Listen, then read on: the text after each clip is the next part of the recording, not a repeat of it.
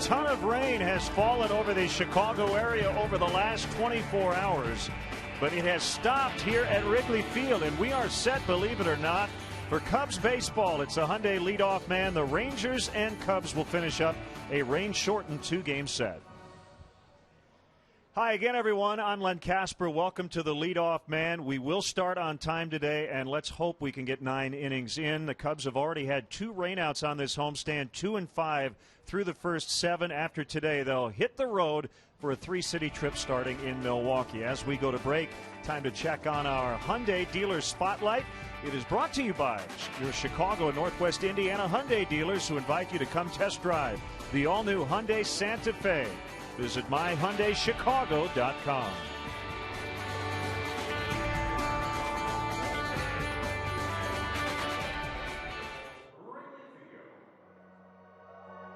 West Indiana Hyundai dealers, who invite you to come test drive the all-new Hyundai Santa Fe. Visit myhyundaichicago.com.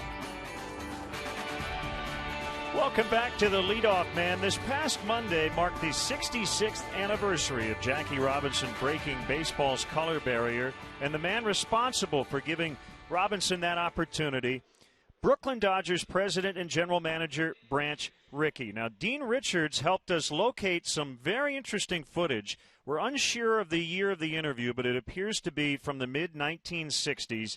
Jack Brickhouse and Branch Rickey. Probably the thing you will be best known for, of all the things you've ever done in baseball, are number 1, probably the origin of the farm system, and number 2, you put the first Negro in baseball. I think at this time it might be appropriate and interesting to have you trace the story of the first Negro, Jackie Robinson, into baseball. That can't be done in this interview, and are hardly touched. But first of all, you ought to understand, and the world ought to understand, that there isn't any human being in America that's entitled to any credit whatever for giving another citizen of our country, I don't care anything about his color or the cephalic measurements of his head or his shin bones or anything else, that would give another man a chance to make a living at the thing that he can do the best. No credit should come to me or anybody else about that thing. Montreal deserves credit. And above all, Jackie Robinson deserves credit. Why he was the one Montreal, that had. Mr. Rickey? Well, it was a French town, and there was no discrimination. There's no prejudice in the city. Everyone is accepted on the merit of what they are, their own dignity, their own personality, whatever they are, that they're taken on a merit basis. And that's the way that they ought to be taken in this country. That's our problem now. Montreal was a Brooklyn farm town. Brooklyn farms, we owned it. And they were marvelous about it. But you see, the man that carried the load during those first 2-3 years, more than that, was Jackie himself. He's not a natural in that field. Naturally, he's very resentful of any kind of mistreatment or insult or discrimination. He carries chips on his shoulders pretty nearly. And when he talks in anger, he talks regretfully. But he is a great character in that he was able to impose upon himself the restrictions that were necessary to carry that load for his race. He sensed that, he realized, and he did it. And nobody knows what he had to take. He's a wonderful person, that fellow. Yes, we've met him many times. So as we continue to honor the legacy of Jackie Robinson, we honor the late Branch Rickey as well. We'll take a look around the majors when we come back. In Northwest Indiana Hyundai dealers, who invite you to come test drive the all-new Hyundai Santa Fe. Visit myhyundaichicago.com. Let's check out some highlights from yesterday around the big leagues. The Brewers starting to heat up. Buster Posey hitting one off the pitcher Kyle Loesch. Gene Segura with a nice play. Yuniesky Betancourt with a home run to make it 3-0 Milwaukee. That was in the 3rd inning. Now we go to the bottom of the 9th, tied at 3, and a former Cub, Blake Lally, with his first hit as a Brewer. Josh Prince would score. Brewers win 4-3 the final. They've won 3 in a row, and they're leading 5-0 over the Giants in the 3rd inning today. In Atlanta, the Royals trying to snap the Braves' 10-game winning streak In the 7th inning, Royals leading 1-0. Chris Johnson with a blooper down the line. Chris Getz with a nice play as he nails Juan Francisco at the plate to preserve the win for the Royals. Greg Holland striking out Dan Ugla on a nice breaking ball. So the Braves' 10-gamer is over. They're still 12-2 on the year. After the Reds beat the Phillies in a suspended game, Brandon Phillips with a base hit in the first inning of Game 2. Zach Cozart in second inning. Todd Frazier with a home run to right field. The Reds blow them out 11-2. It's their first series sweep of the Phillies since 1996. And as we mentioned, they had a suspended game before that. It took 9 minutes to finish as the Reds beat the Phillies 1-0. The Tigers and Mariners combined for 40 strikeouts. First time in Major League history. Both teams fanned at least 18 times. And the Pirates a 5-0 winner over the Cardinals. A.J. Burnett with a no-hitter into the 7th as the Pirates get the shutout. We'll have the Cubs hosting the Texas Rangers from Wrigley Field when we come back.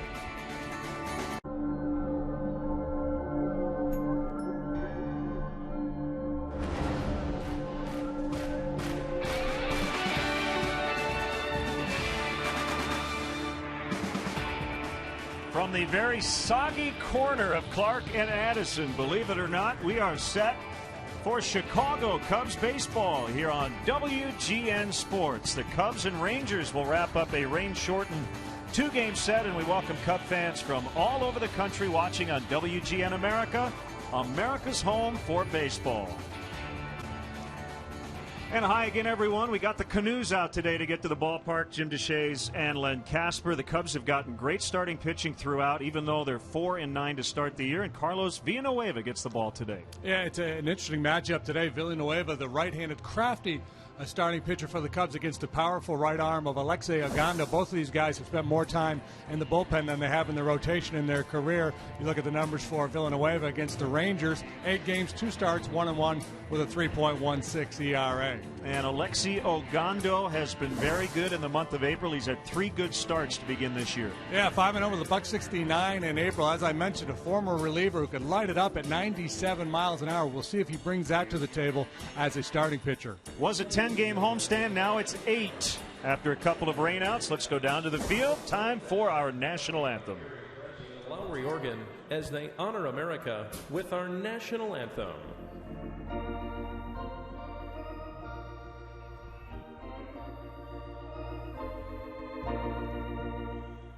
Oh, say, can you see by the dawn's early light what so proudly we hailed at the twilight's last gleaming, whose broad stripes and bright stars through the perilous fight o'er the ramparts we watched were so gallantly streaming, and the rocket's red glare, the bombs bursting in air, gave proof through the night that our flag was still there. Oh, say does that star-spangled banner yet wave o'er the land of the free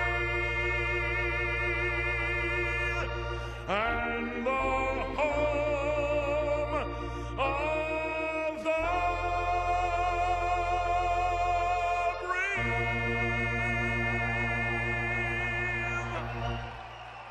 The great Wayne Messmer as the Cubs wrap up a weather-challenged homestand. A furious 9th inning rally just came up short on Tuesday night. They'll try to earn a series split against the Rangers when we come back. Reminder from Budweiser, great times are waiting, designated driver. Honda. Visit your local Honda dealer or go to shophonda.com for current offers. And by AT&T. Find out what's possible with products and services from AT&T. Rethink possible. Chicago Cubs baseball in high definition on WGNTV is brought to you by Xfinity, your home for the most live sports. Well, it's getting a little warmer. That's the good news. 61 degrees. Pretty windy. And the wind right now is blowing straight out to center. And the forecast, play ball. That's the big key right now, is to get this one in after the rain out last night. Yeah, there's a lot of things I thought I would be doing today, but doing a ball game was not one of them. It's unbelievable that we're going to get at least some portion of a ball game in here this afternoon, given all the rain we have gotten and what the forecast calls for. But there appears to be a window of opportunity, and boy, it sure would be nice if we could get an official game in today. And what a job the grounds crew has done. Man, the field looks great.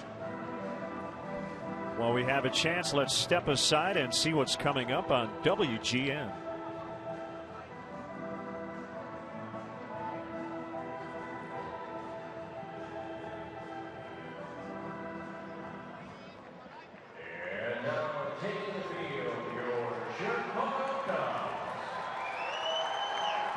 So the Cubs take the field behind veteran right-hander Carlos Villanueva. That sign is back in business. A.J. Przinsky is fond of that, going back to his White Sox days. Kinsler, Andrus, Beltre.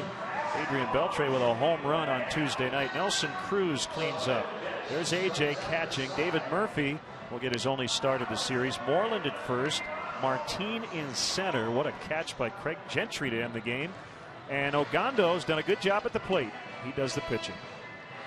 Take a look at the Cubs defensively. It's brought to you by Toyota. Let's go places. Well, patrolling the pasture is De Jesus, Soriano, and Sherholz. It's going to be soggy out there this afternoon. Infield features Valbuena Castro on the left side, Barney and Rizzo on the right side, and Wellington Castillo will put down the signs for Carlos Villanueva, who has been really, really good. There it is. There's the Cubs defensively this afternoon. So the Cubs are 2-5 on this homestand. This will be the 8th and final game. And as you get a look at Villanueva's numbers here, he's been really good. 2 tough no decisions for him.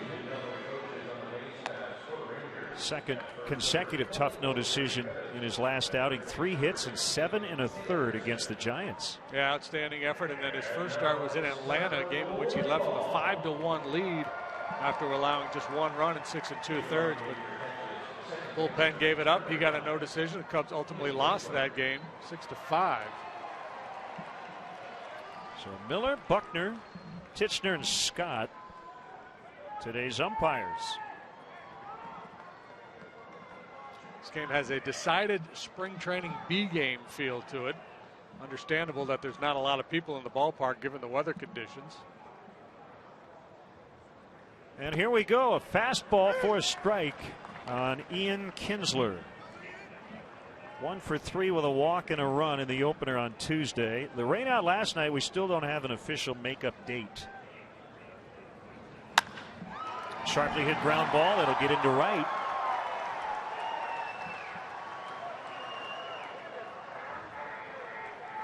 And you play this thing like a 9-inning game. However, with the weather we've had the last 2 days, it would behoove the Cubs to score some runs early. Yeah, it'd be interesting to see if the managers take a more of a small ball approach earlier in the game than they normally would. Thinking that it may ultimately be a 5-inning game, so a couple runs early could be huge. They will be paying a lot of attention to the radar as this game moves along to see what's coming our way.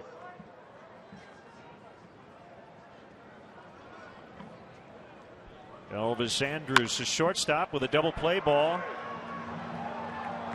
And they turn it. Castro and Barney together for just the second time after Darwin came off the DL on Tuesday. Kinsler runs well, and he put some pressure on Darwin Barney, but he made a heck of a turn. Really got a lot on that throw to get to Speedy Andrews. We'll see it here. Good shuffle, a good break there by Kinsler, and he's in position to put some heat on Barney, but he's able to turn it and get a lot on this throw.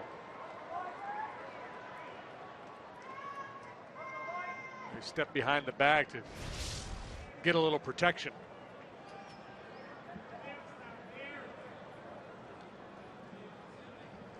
So it is Beltre, a double, a home run, 2 RBIs, 2 runs on Tuesday night. We talked during that game about the losses in terms of this Rangers offense in the offseason. Josh Hamilton, Mike Napoli, Michael Young all gone, taking their 75 home runs from last year with them. On 2 bounces again, about the same exact spot as the double play ball. Castro gets Beltre, and the Rangers are done in the first.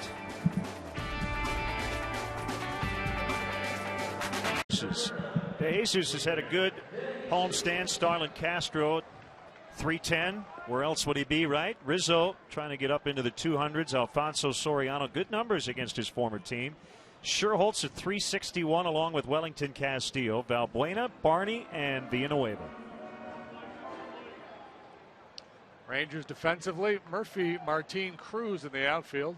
Solid in the infield. Beltre really good, as is Andrus, Kinsler rather, Moreland on the right side. Solid, and A.J. Brzezinski behind the plate. And a strike from Ogando. Converted outfielder, turned reliever, now starter, and 2-0 with a .08 ERA and 3 starts. Interesting career path for the 6'4" righty. Wasn't allowed in the United States due to visa problems for 5 years, from 05 to 09.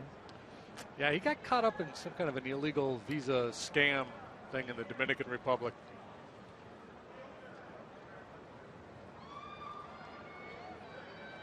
Got a big arm. On one hop, Moreland will field and get it to Ogando. Last year, working out of the bullpen, Ogando's fastball, average fastball, was 97 miles an hour. He's not done that this year in the starting role, so he's backed off the accelerator a little bit. He can get it there. Also has a pretty good slider and a straight changeup. From San Pedro de Macorís in the Dominican Republic, here's Starlin Castro. 9-game hitting streak. He has 7 10-game hitting streaks or better since the start of the 2011 season.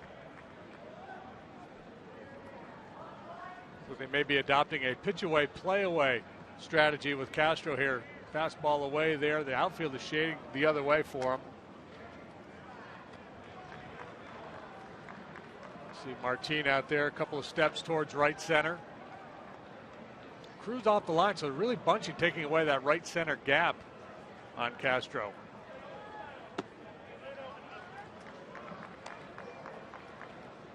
And the rain has started to come down gently.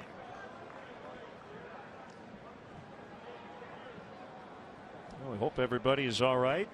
And your basement is okay as Castro draws the walk. And stay tuned to WGN all day long. We will keep you posted. Tom Skilling, our WGN weather and news teams are all over it. Brought umbrella. That, by the way, is the first walk of the season for Starlin Castro in his 59th plate appearance.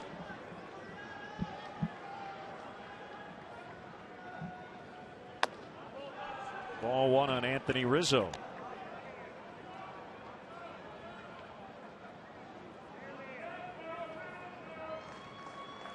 A lot of flooding in the area.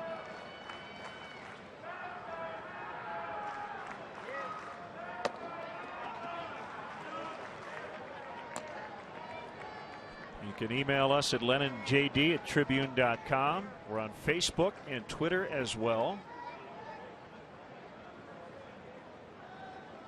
I have a feeling a lot of people deciding to work from home today, with the game on as well. We appreciate that. Foul tip. Now that the game's on, perhaps work a little bit less. Yeah. We'll do our level best to divert your attention.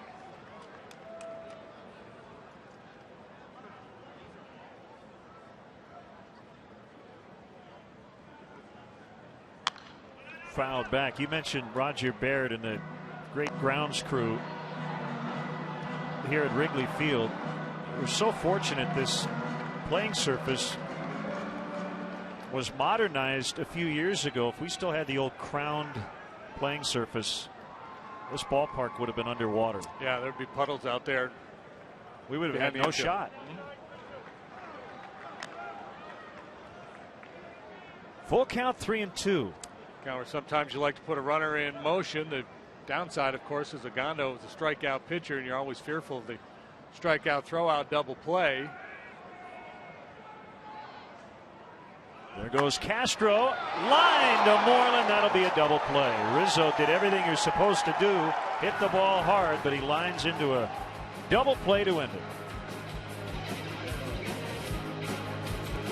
On to WGNTV.com right now. Click on the WGN Sports Game Zone banner to connect to all the up-to-the-minute stats and information while you're watching at home. Game Zone is sponsored by The Great Escape, pools, patio sets, play sets, hot tubs, and more.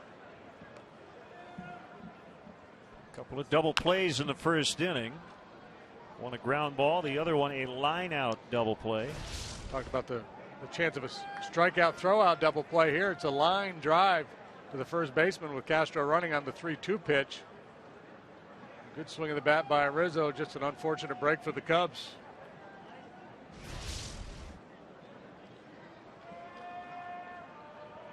Nelson Cruz, acquired from Milwaukee way back in 2006. And he grounds one into left. All-Star in 09, the ALCS MVP in 2011. So they've had the leadoff man on in each of the first 2 innings. And there aren't a ton of people here because of the weather, but Cub fans who are here booing A.J. Pierzynski.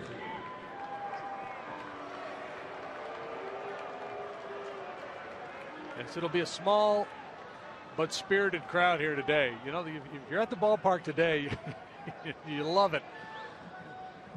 And there's a fair number of Ranger fans here too, so it's going to be kind of fun. Rangers have 2 former Chicago catchers on their roster. Giovanni Soto, the former Cub, is AJ's backup.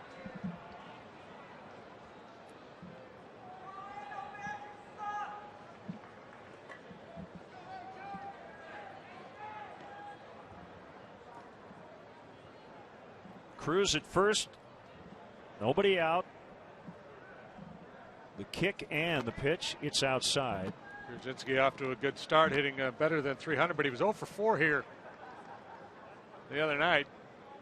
Game that was started by Travis Wood. He was outstanding yet again. Yeah, Dale's very happy with what the starting rotation has done. The bullpen, a much different story. The Cubs starters with a 3.20 ERA. The relievers over 6. Runner goes, lined right to the pitcher, Villanueva. That'll be a 1-3 double play. Well, the manager's being aggressive early on, and because of a couple of lineouts, it's bitten them both. What a weapon, the lineout double play. You don't work on that one in spring training. It bites the Cubs and now the Rangers. Good swing of the bat by Pierzynski, but the glove save. And then the double play. A little snow cone action from Villanueva. David Murphy did not start on Tuesday, the first time he hadn't started this season. Off to a slow beginning at 160. The irony, you know, in those situations, you're running primarily to stay out of the double play. That's why you're starting the base runner. Murphy had a very good year last year, one of 4 American League players with a 300 average, a 380 on base, and a 475 slugging. Because of all the firepower in that lineup, he kind of goes unnoticed. Good solid player.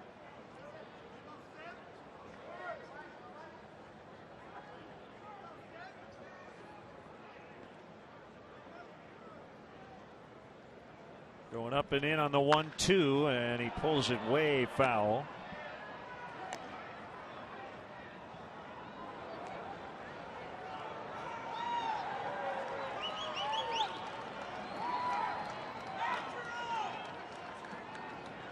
Sort of pretty quick bat on that inside fastball, so you take a lesson from that. If you're going to go in there on him, you make sure you get it in on the hands. Keep it tight.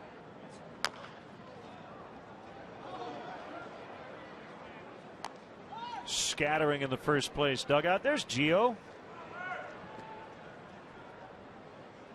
Good to see him back here at Wrigley Field.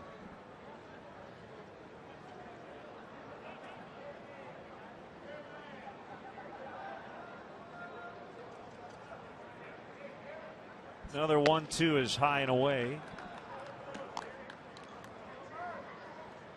Carlos Villanueva from 2011 to 2012 saw his strikeout rate go up by more than 3 percentage points. That's or just 3 strikeouts per 9 innings. That's a major leap for a guy who's been around a while. Normally at this stage of your career, you kind of are who you are, you know, and he missed a lot of bats last year.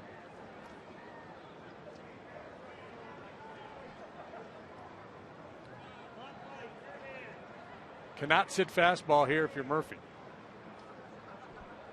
3-2. Changeup is rolled to Barney, and this will end the inning. Leadoff single, no runs for the second straight inning for the visitors.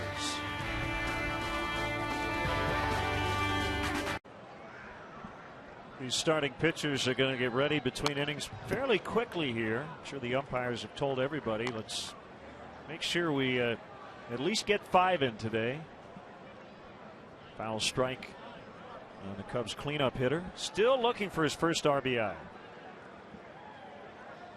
And one of the things the hitters have to guard against, you get into this speed up mode, the sense of urgency, thinking that there may be some heavy rain coming and you want to get the game in, but you don't want to sacrifice at bats. You want to make sure you're swinging at strikes. The wind and the 1-1. It's low and outside. The Cubs were supposed to face right-hander Justin Grimm, a rookie, last night. But with the rain out, Ron Washington deciding to push Grimm back and go with Ogando, who was scheduled to pitch today anyway on his normal rest. Ogando has been throwing so well, you want to try to keep him in rhythm. Facing the Cubs for the first time, although he did face them a couple of times in spring training. Full count, 3-2. In fact, gave up a home run to Darwin Barney and Alfonso Soriano in Mesa on March 19th. There you go. Castro got his first walk today. Maybe Soriano will hit his first bomb. Not this time. It's Elvis Andrus. Not a good throw. Moreland, however, kept his toe on the base.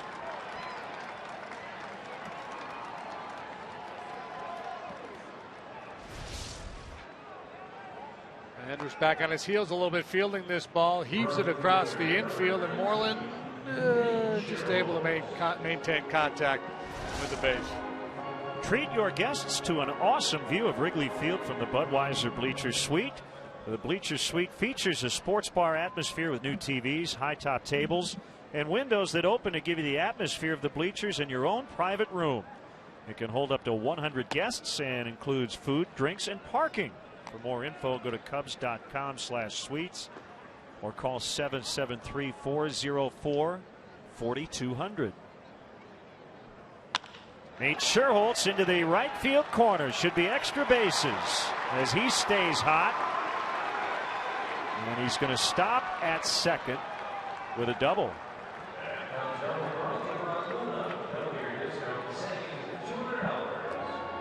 And aside from the starting pitching, I guess you would say Nate Scherholtz has got the best story for the Cubs here in the early going. And one good at-bat after another. Ogando tries to beat him with an inside fastball. Scherholtz able to open up and hit it hard. I think he was contemplating trying to go to third base here on this ball, but settled for 2. Probably a wise decision.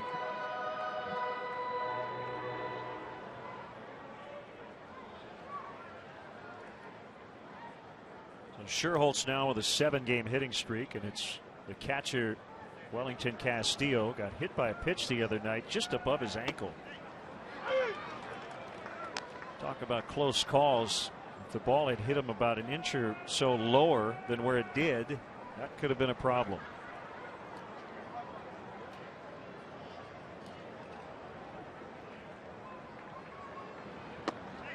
Breaking ball strike, 0-2. I suspect David Bell, Gary Pettis, the third base coach for the Rangers for that matter, will be very aggressive today, sending base runners. Any base hit to the outfield, they're going to have to come up and throw a wet ball.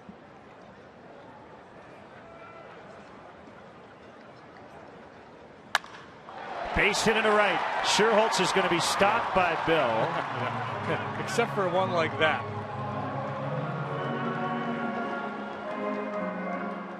The ball's hit just too sharply. And Cruz is on it too quickly for David Bell to send Sherholtz there, especially with just one out in the inning. Good swing though. Castillo's pretty adept at getting on top of that high ball.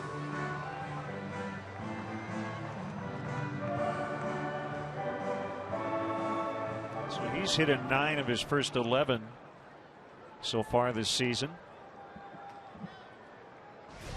And we'll see if Valbuena can get Sherholtz to the dish with the first run. He went around. Dale Scott said so down at third.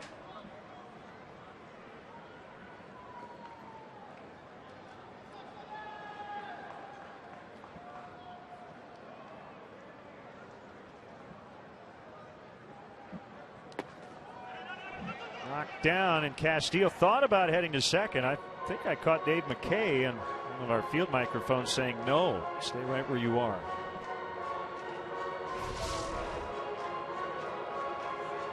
This ball not so much blocked by Przinsky as finding Przinsky off the shin guard, and fortunately for him, it stays out in front of him.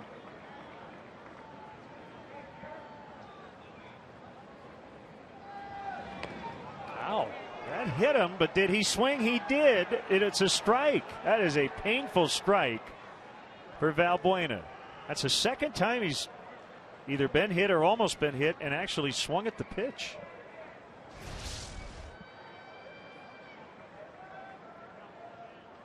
I think it's a good call.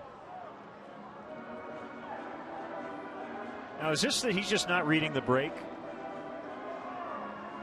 That's the second time in this at bat. Yeah, a little cut fastball. I think he's just with the man on third base. He's, you know, a little overly anxious. Wants to get that bat started because Ogando throws so hard. He's trying to cheat a little bit on a fastball, and he's not able to get out of the way or check his swing on the slider. 50% of the time, the Cubs have cashed in these situations.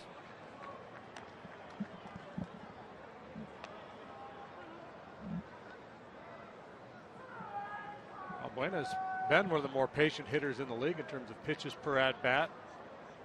He's walked 8 times. Way out in front. Still 2-2.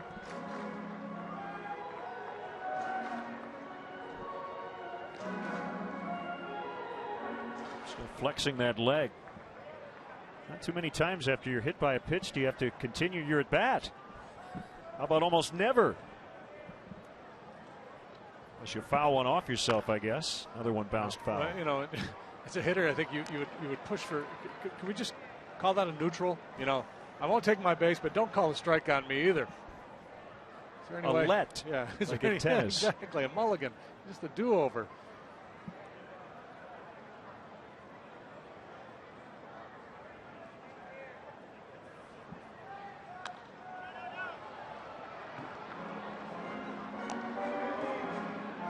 Up a good battle.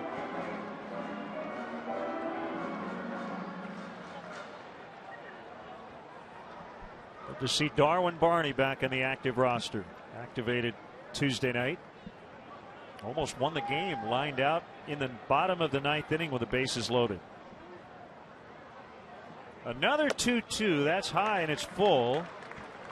So Dale has a decision to make. Does he send Castillo here?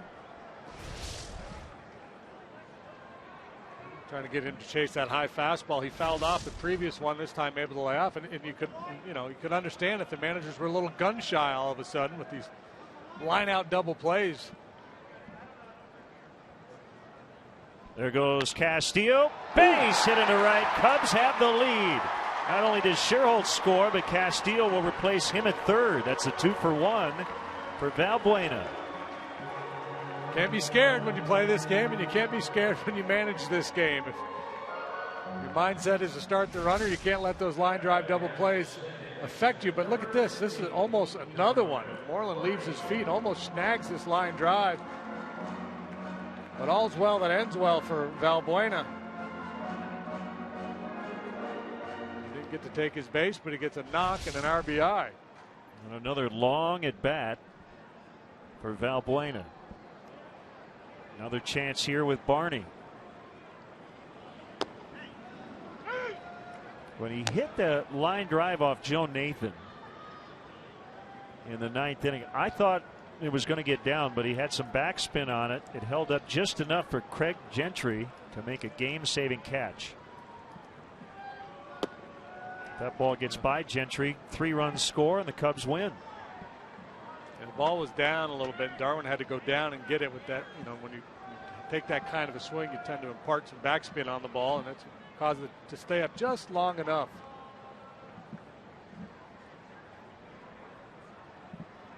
The 1-1 missed. He said he was thinking this is why you play the game going into that at bat, but the way it ended, he said, felt like I got punched in the neck.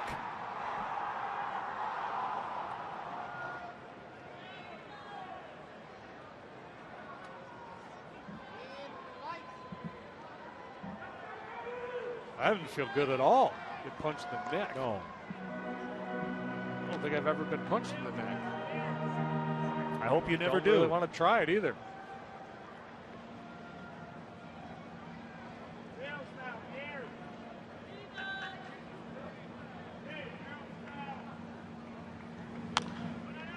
Fouled off. It's 2-2. Pitchers on deck. 3 straight hits here with 1 out to give the Cubs the lead.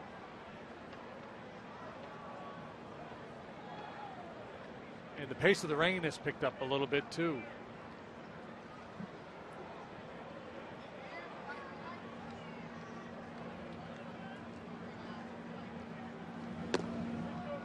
Just outside, it's full, 3-2. Gano's got a live arm. We've seen some fastballs at 95 miles an hour. His command has not been particularly good yet today. He's fired with the fastball. He's not really getting swings and misses on his changeup. I figure Valbuena will be on the move here. He is.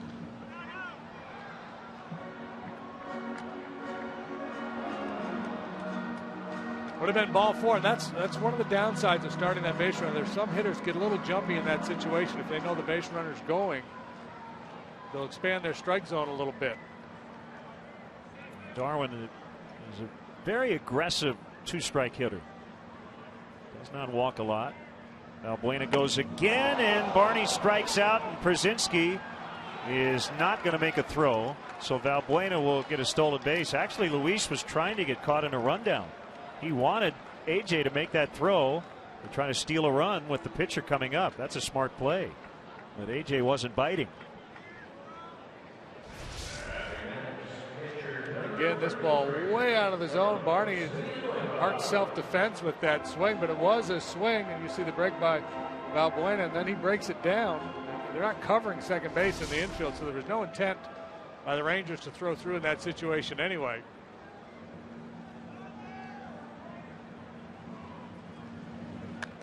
It would have been fun to see Valbuena just stop halfway and just see how the Rangers then reacted.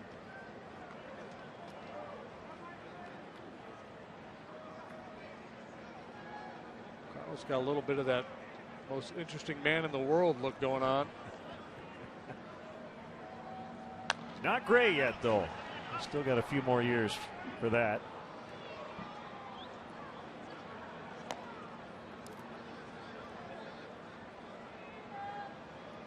Two strikes on him.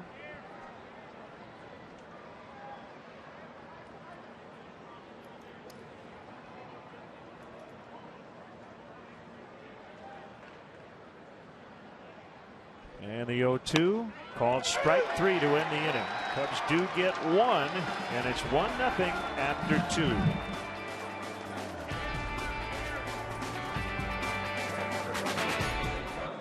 sure sign of a good time. Here we go.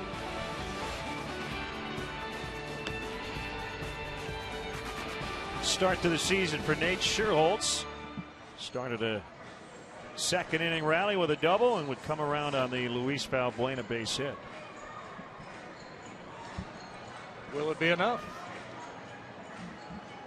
We could be halfway through this game right now and don't know it.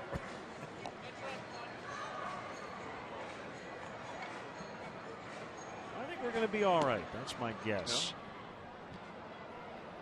Yeah. A very uneducated one at that.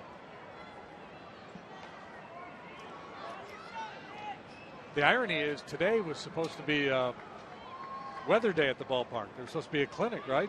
There was. It was canceled due to the weather.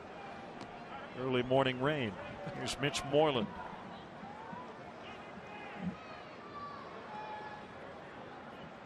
I didn't ask Zauch, but I'm assuming there is no relation, or we would have known about that. There's radio analyst Keith Moreland.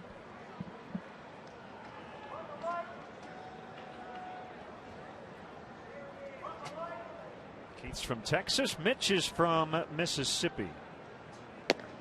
Went to Mississippi State. 1-1 the count.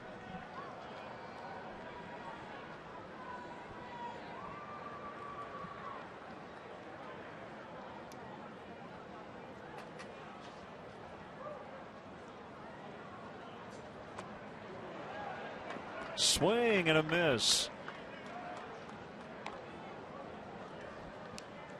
Villanueva, he's kind of like that Forrest Gump line. Life is like a box of chocolates. You never know what you're going to get. Any pitch, any count. You're facing Carlos.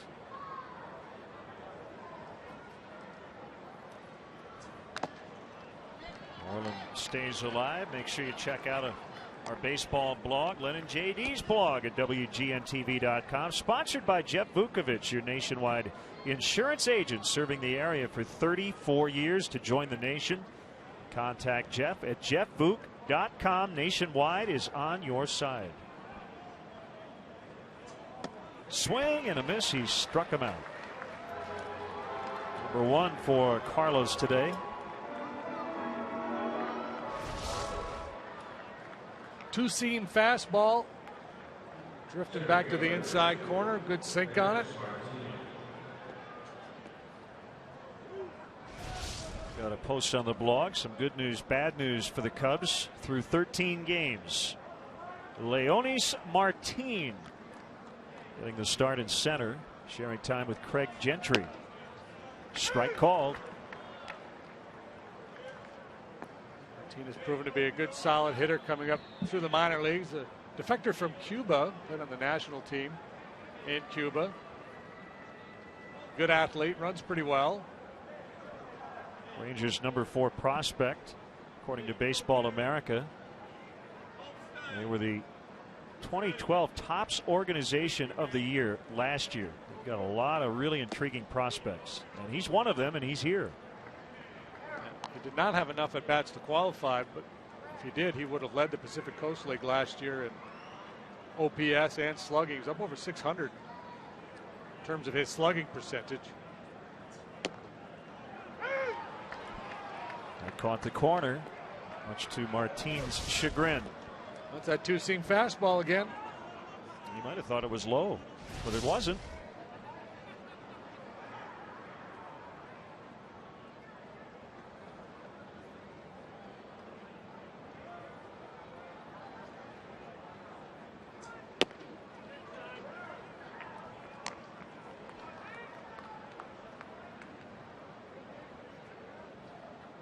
Where's the on-deck hitter? Does Ogando know that he has to bat in a National League park? He's nowhere to be found. Somebody better let him know. I'd let him hide and stay out of the rain. He's tucked in there somewhere.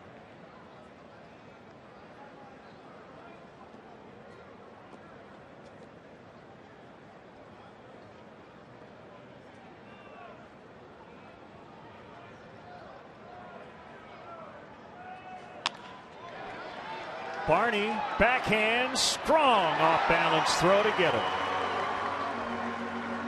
They won the Gold Glove last year. Nicely done. Wet track, wet ball, no problem.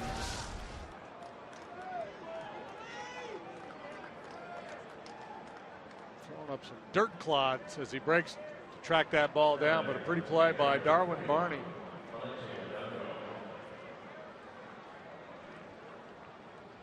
You alluded to it earlier. Ogando played the outfield early on in his minor league career, and he has hit safely in all 3 career games in which he's had to bat. 3 for 5, all singles. He wasn't that bad in the A's and Rangers organization. He had 259 before he converted.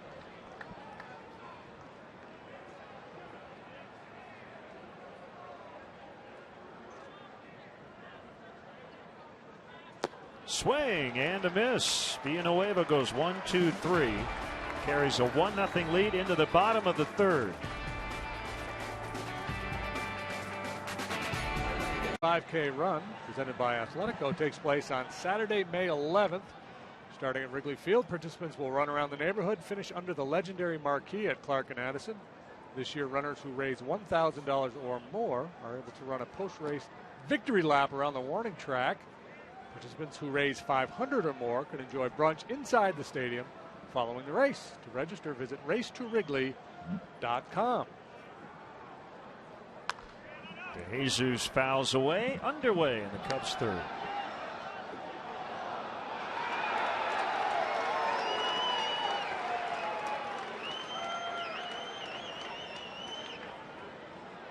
That was one of the more exciting foul balls you're ever going to see.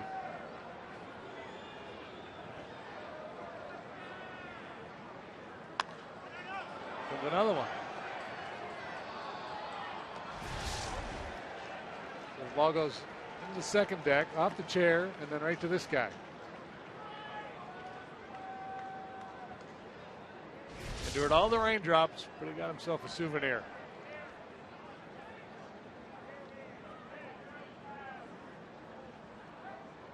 Oh, 2 offering. No, he didn't. You were correct. A lot of life on that Ogando heater. We talked about him earlier making the transition, and he had been a starter earlier in his career, so he's gone back and forth between the rotation and the bullpen. And last year out of the pen, he was averaging 97 miles an hour. So far this year, 93 miles an hour, and he's throwing a lot more sliders and changeups. And that stands to reason. When you work an inning at a time, and you can throw 97, you tend to just go out there and turn it loose. As a guy who's got to work his way around batting order 3 times or so in a ball game, got to mix it up a little bit, preserve a little energy.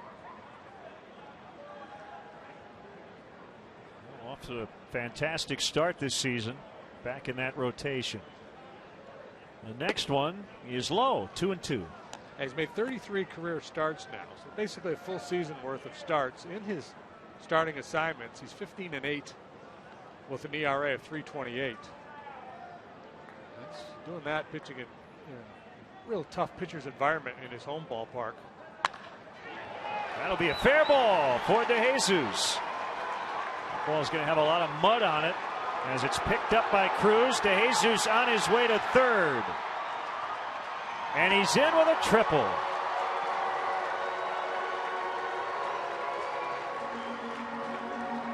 Gotta love those leadoff triples, especially from your leadoff man. You got 2, 3, 4 coming up.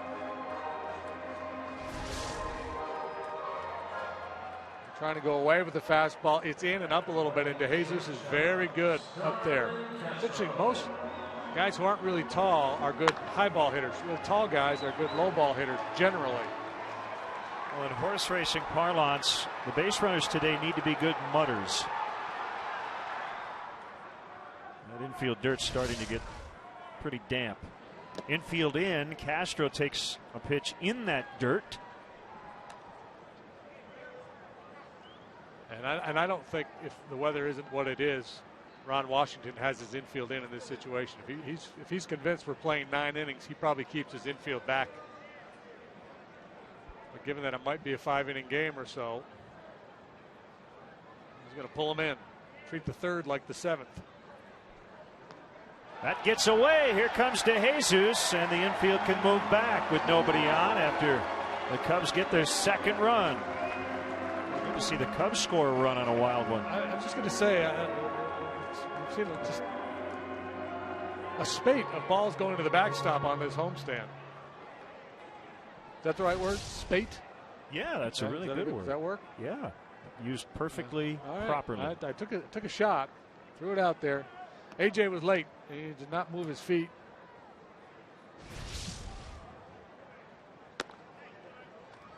(3-0) on Castro. Took his first walk of the season, his first time up.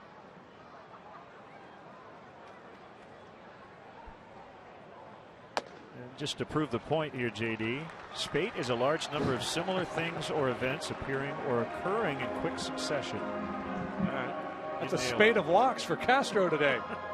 Here's Mike Maddox, and let's take a look at the Cubs Ford upcoming schedule.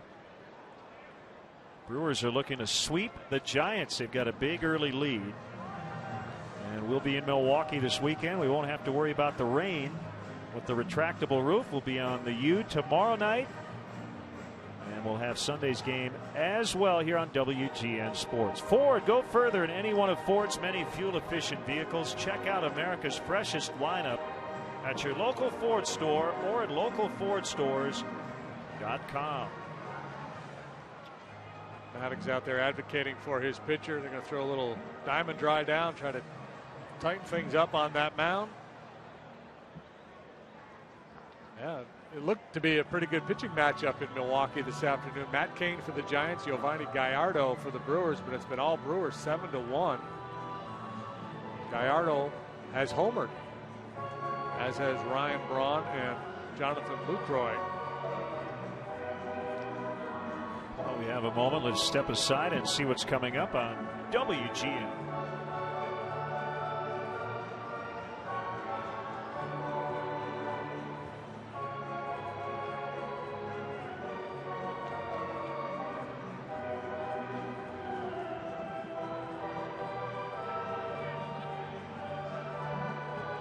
Some fun in the rain today.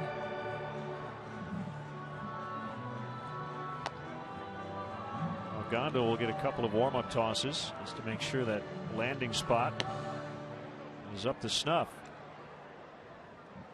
Also want to send out happy 79th birthday wishes. Joe Schmidt cheering on the Cubs, watching up in Quebec, Canada. Ah, bonjour, Joe. Happy anniversary. 56 years, Robert and Treva Mabbitt. 44 years, Dick and Lexi Mabbitt. They're all from Sheldon, Illinois. As Rizzo fouls away.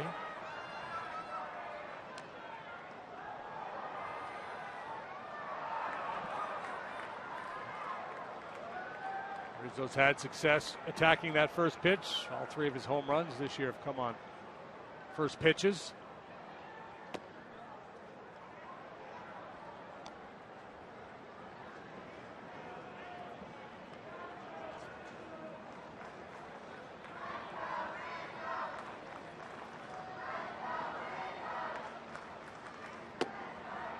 Way inside on Rizzo.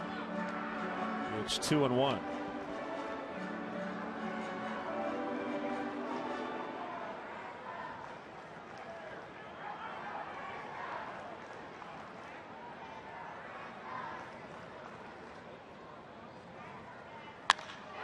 Drilled out into deep right center, and that baby will go to the back of the bleachers. He crushed it. And it's 4-0. My goodness, did he lay into that one?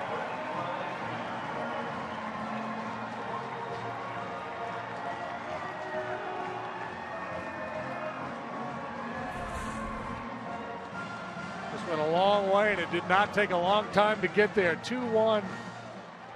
Bell-tie fastball. Look at that explosive swing. Wow.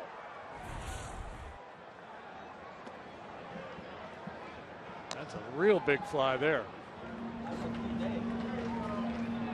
Fourth of the year.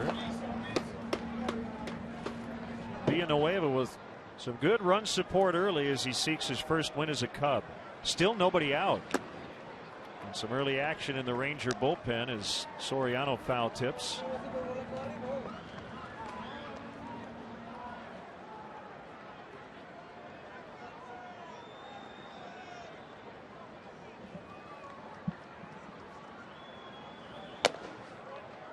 You know, we've had this conversation a lot already because of all the cold and rainy weather we've had. We talk about, you know, the mental part of it, being able to deal with adversity, and it's tough for a pitcher because you pitch once every 5 days. You really get geared up for that start. So it's kind of a bummer when your turn to pitch and it's an ugly day and it's rainy and slippery and sloppy, but you got to overcome it. And I'm not accusing Rigondo of not being mentally tough. I'm just saying it's one of the things you have to deal with as a pitcher. Well, standing in the Cubs clubhouse around 10:40 or so today when the pitching coach Chris Bosio went up to give Villanueva the weather update and basically told him, we've got a window and assume at the moment that we're going to start on time. We do not want his starting pitcher to relax thinking, well, we're going to sit here all day. That ball out in the deep left center for Soriano, his first of the year. Two birds with one stone, the first homer and RBI. They go back to back. Looking for that first RBI all year long, and he really hasn't had that many opportunities with men on base for a cleanup hitter. Sometimes you got to take matters into your own hands and drive yourself in. Rigondo had not allowed a home run yet this year in his first 3 starts, but the Cubs go back to back on him. Samardzija loves it. Career homer 373. It's also his 165th as a Cub.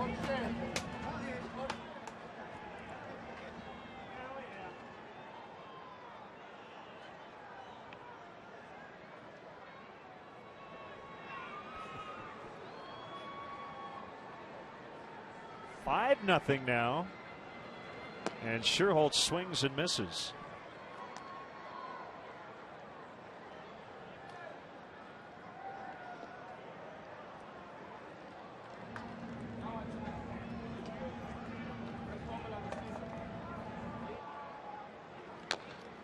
Just once I would like to be in the dugout or at least hear Soriano chirping after hitting a home run. I'm told it's pretty good.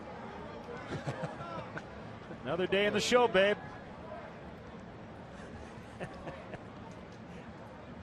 His teammates love him.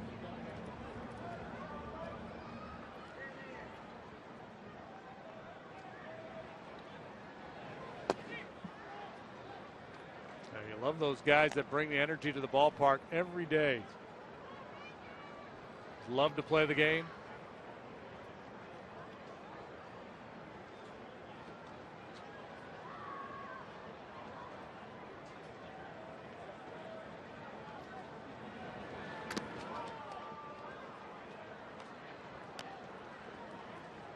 And you think, well, doesn't everybody feel that way? These guys are playing baseball for a living. But no, there's some guys, it's like a task. It's like a burden. Never is for Alfonso. And saddled with this ability to play Major League Baseball.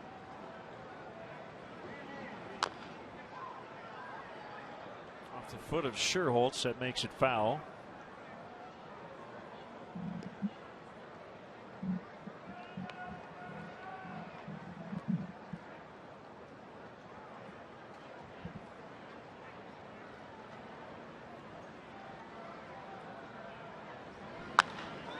Hit well to right, but he pulled it, I think, too much. Boy, that ball almost came back fair. The wind gave it a chance. Off the bat, I thought that would be 5 feet, 10 feet foul. Usually when you see a left-handed hitter hit the ball down the line like that, it's got some hook spin that's going to make it go even further right. This ball stays fairly straight, and then the wind holds it up. Not quite enough.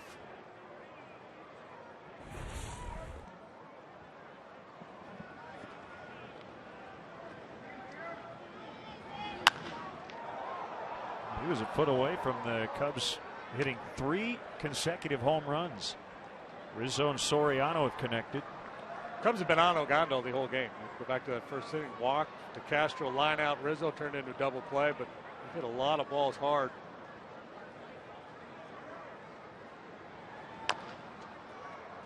Chopper past Ogando. Kinsler will pick it up.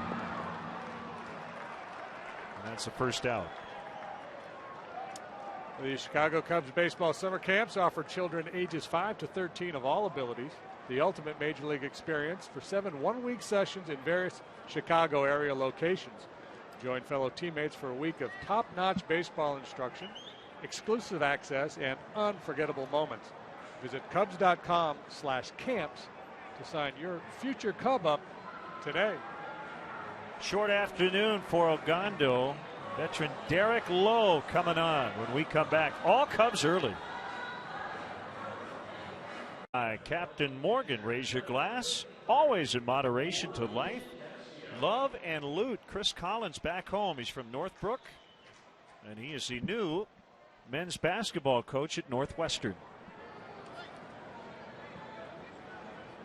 And the new pitcher is veteran right-hander Derek Lowe. And that's usually his MO. He likes to sink the fastball. A return to the bullpen for him, a job he did years ago with the Red Sox. He was their closer for a couple of seasons. He had a 42 save season back in 2000. Good solid run as a starting pitcher. Typically double-digit wins. Won 21 games for the Sox in 2002. Base hit into left. Wellington Castillo's 2 for 2.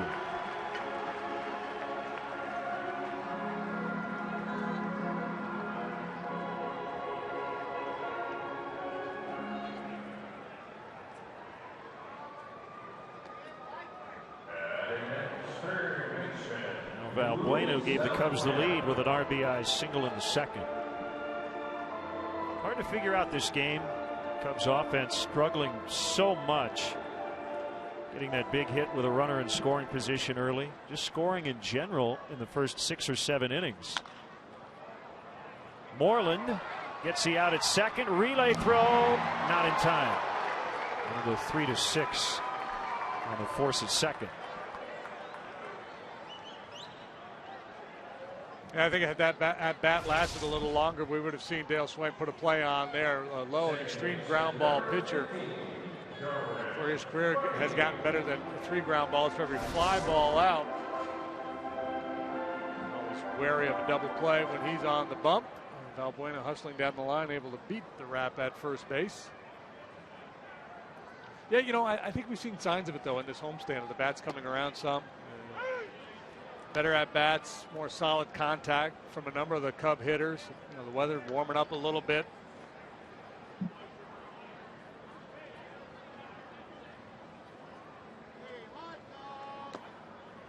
In the dirt, 1 ball, 1 strike on Darwin Barney.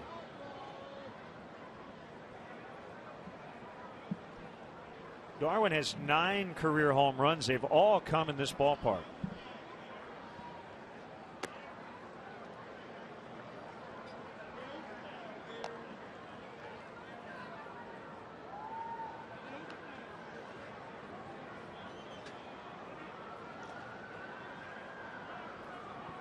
Much better here than on the road last year.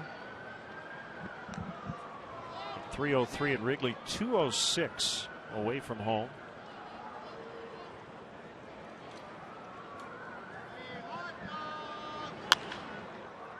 Foul pop off of first and out of play.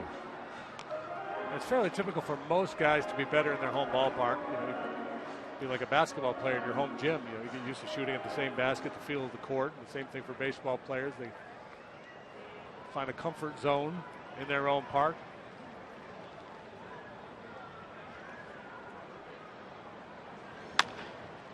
On the ground, Kinsler. For the final out, the Cubs get 4 runs. Couple of home runs in the inning. I guess raining home runs. That's the easy line, right? Cubs lead 5-0. season long. Tickets are available for the next homestand that'll feature the Padres, Reds, and Cardinals. To purchase tickets, visit Cubs.com. And we're due some great weather on this next homestand after the Cubs head off for a 3-city trip: Milwaukee, Cincinnati, and Miami. 5-0 the score. Rizzo and Soriano with home runs.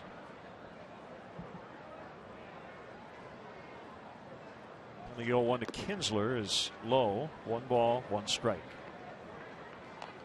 Villanueva has faced the minimum because of a couple of double play balls. A conventional 6-4-3 double play in the first and a line drive double play in the second. Hit well to left. Soriano back to the track, and it'll go.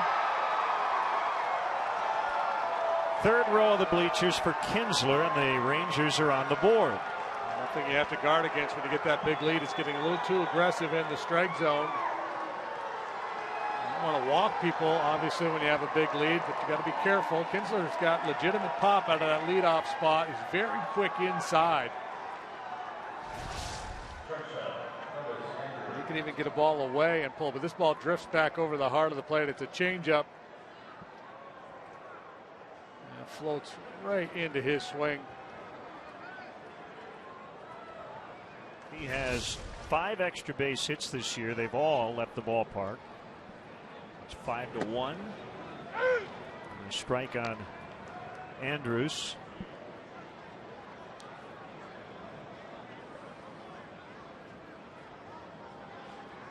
Rangers have gotten to 9-5 largely based on their pitching, which they haven't gotten today as Andrus grounds out. I think of them as a high-powered offense. They led the majors in runs last year. They're the only team left that has not put up a 4-run inning this year. The Cubs just put up 4 in the last half inning.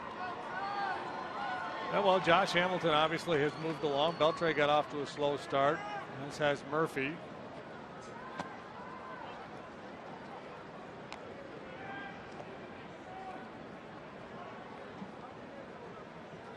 I doubt that they'll lead the league in runs scored again, but at the end of the day, I think they're going to end up being a pretty good offensive club.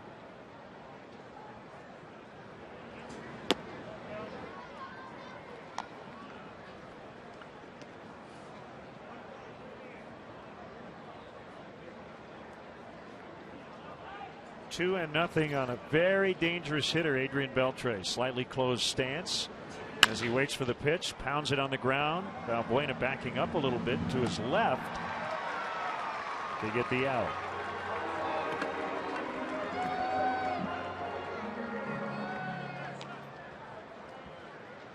Nice recovery by Villanueva after the home run. A couple of quick ground ball outs. Hitters sometimes are the best pitching coaches. You make a mistake, they crush it. It's a little bit of a reminder. Oh yeah, get on top, get the ball down, stay out of the middle of the strike zone. Australia loves the Cubs.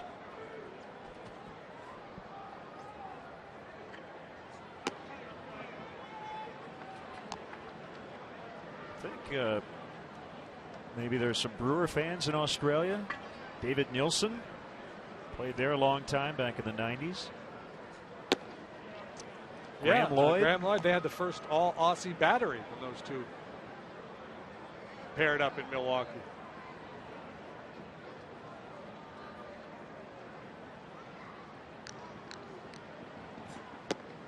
Big swing and a miss. There's that any pitch, any count from Villanueva. The 2-0 changeup. Cruz cheating out a fastball, was way out in front.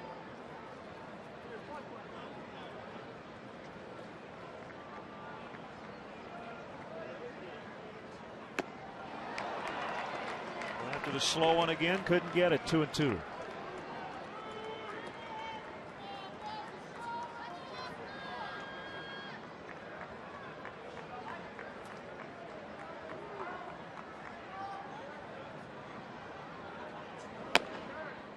Fastball at 89 with some rising action. Yeah, just overthrew a little bit after the two soft ones. Figured that he had slowed his bat down and tried to hop up.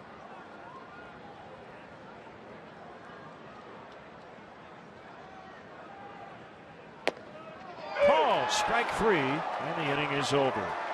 Kinsler led it off with a home run, but the Cubs have a 5-1 lead.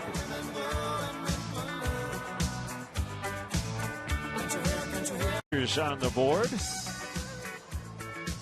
We're popular in Australia. Trying to figure out if it's the Australia we know about, or is there one like up in northern Wisconsin or something? A small burg near Sheboygan. They got G'day on their deal. Yes, so I think that gives it away. Yeah. See if they have any Vegemite with them, and then we'll really know. I think someone just told them you're on TV.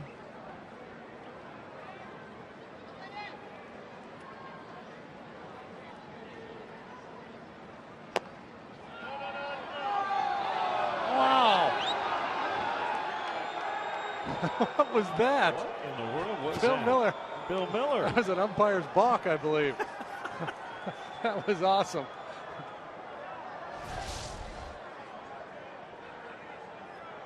He's going to ring him up. Nope, not going to. Swing and a miss. I love it. No That way. was great. Upon further review, I've changed my mind.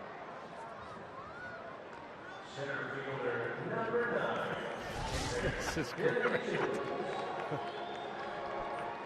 It looked like he's about to go all Leslie Nielsen and Naked Gun and start moonwalking back there. And then, no, we're good.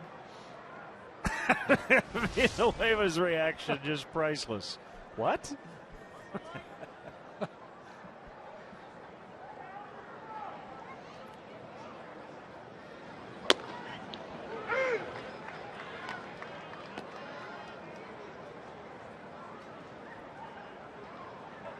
Leadoff triple by DeJesus in the third, and he scored on a wild pitch.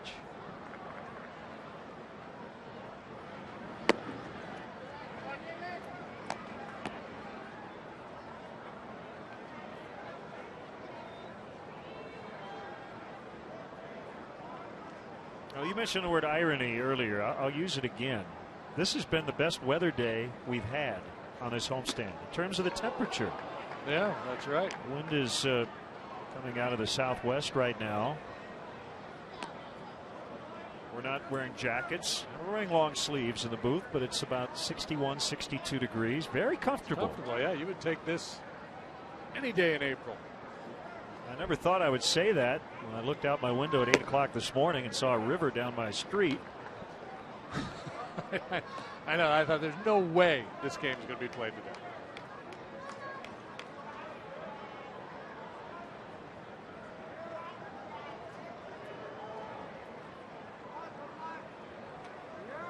Low with a 3-1, and that one's hammered deep to right for DeJesus. And it's going to be off the notch out there, the knot hole, I should say. And he's got a triple and a double in 3 trips. He's just playing pepper with the right field wall. So he picked on the high velocity stuff of Ogando. Now he goes down and gets this sinker from Derek Lowe. The Rangers do not have an answer for David DeJesus this afternoon, who is locked in. Got off to a very slow start on the opening road trip, but has heated up here on this homestand. After having an outstanding spring training. Castro has walked both times and has scored a run. He hits a ground ball to Kinsler down to a knee. Lots of time. 2 outs. DeJesus now at third.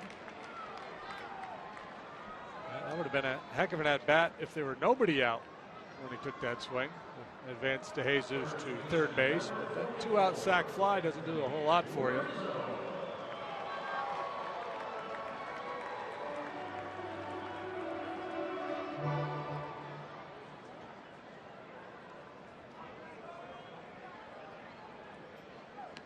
And Rizzo gets hit by the first pitch. Lowe immediately digging some dirt out of his spikes. Maybe a bad landing spot there. Yeah, always difficult to tell what's in the mind of a pitcher if there was malicious intent or not here on the guy with the big home run last time up. But If it was, Lowe really sold it well because he immediately went to the spikes. I don't think he was throwing at Rizzo there. I think he was trying to throw one of those two seamers where it starts it at the left-handed hitter and has it run back to the plate.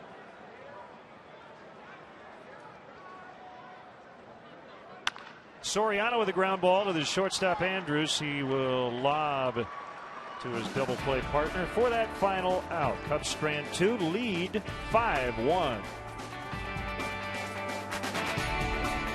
Temporary solutions for a better banking experience for everyone. Fifth Third Bank, the Curious Bank, member FDIC. 5-1 lead, fifth inning now. Key inning when you think about the weather.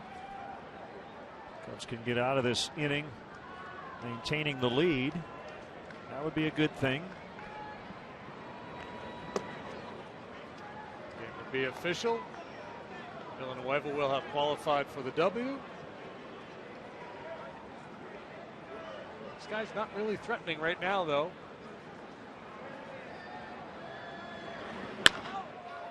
Poke foul by Przinsky. Did you know a starting pitcher could go 4 innings and get a win? I've actually witnessed it. I believe it was in Cincinnati a few years ago. I can't remember the starter for the Reds, but the Cubs and Reds played 5 innings, and the starter went 4 and got the victory. It's the only way you can do it. Scherholtz on the track makes a catch.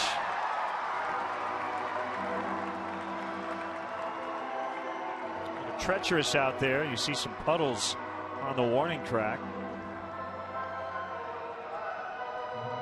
So is that the rule that in any rain-shortened game, a starting pitcher does not need to pitch 5 innings? Yeah, I don't know the exact rule and how it's stated, but that is the case, yes.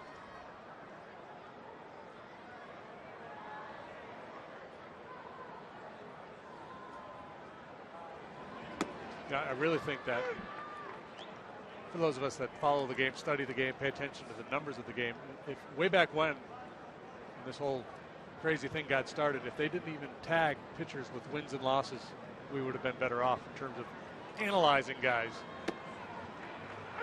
And that's coming from a former starting pitcher. I know. Who had some years where I won more games than I deserved.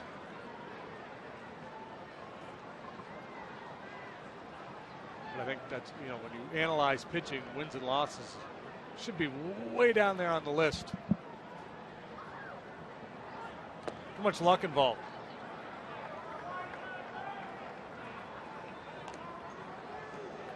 Well, let's go back to Friday. The Cubs beat the Giants 4-3. Kyuji Fujikawa got the win. 1 inning, 3 runs. Carlos Villanueva, 7 1/3, no runs, got a no decision. Fujikawa happened to be the pitcher on the mound when the Cubs won the game. Just the way the rules are. 2 outs. Change up or backdoor breaking ball to get Murphy there. It's really the only position, you know, they talk a little bit about a quarterback's 1-loss record, but not so much. Maybe a goaltender, but the starting pitcher more than any other position in all of sports, really, they focus on that 1-loss record for the individual.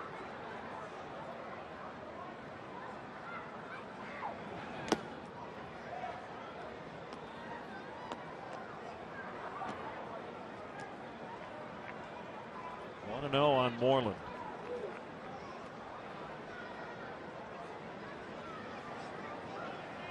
Last year, Mitch Moreland led the majors with 9 home runs from the 9th spot in the batting order.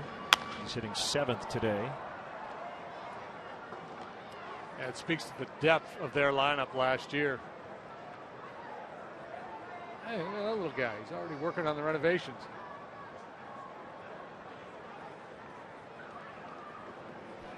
Is that an iron-on shirt he was wearing? Do they still make those? I don't know. That's a good question. I had a few of those. Yeah. Inside. One with, that was a big deal. You get your mom to iron on the. I had one that had every football team and one that had every baseball team.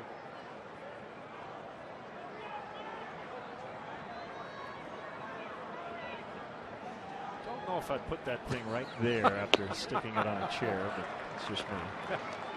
2-2. You can tell he's with Dad. Dad's not, if Mom was there, she'd be like, son, get that out of your mouth. Dad's like, hey, how's that taste? Give me a bite.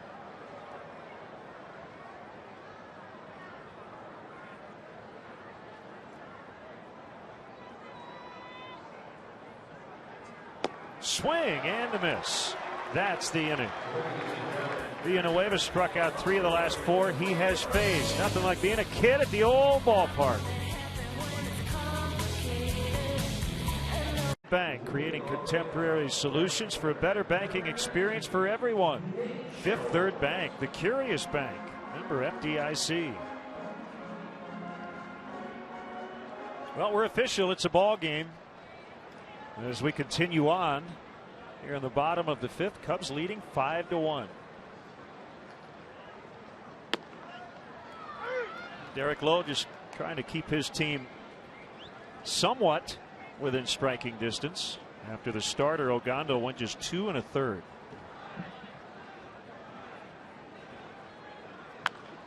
In on the hands, and Sherholtz pops it up. Beltre makes the catch. A good complimentary pitch for his sinker is that cut fastball in, and he just jammed Nate with a good cutter there. Well, the Rangers, they're fully aware of the bullpen struggles the Cubs have had, so I imagine in that dugout they feel like the weather holds off, and if their relief corps does the job, they've got a fighting chance to come back in this game. It's important for the Cubs to continue to add on.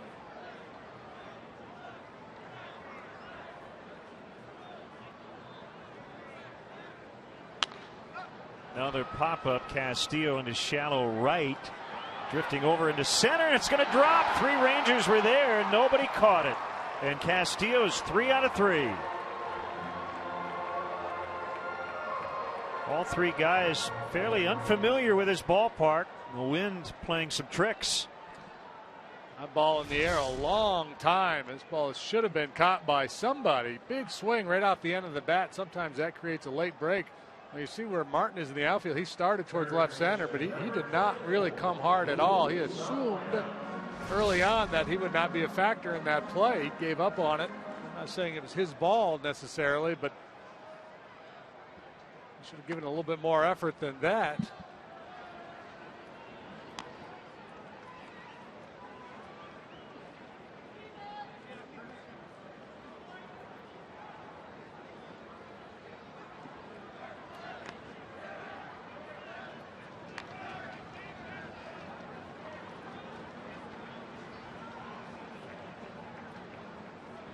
One 1-0 on Valbuena.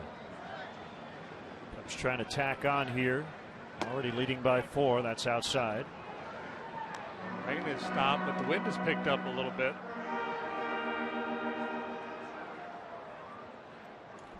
Derek Lowe signed with Texas on March 6th. Well, after spring training was underway. Line into the right field corner. Castillo making his way to third. A sliding stop by Cruz. David Bell's going to send him. Throw to the plate. Not in time. RBI double Valbuena.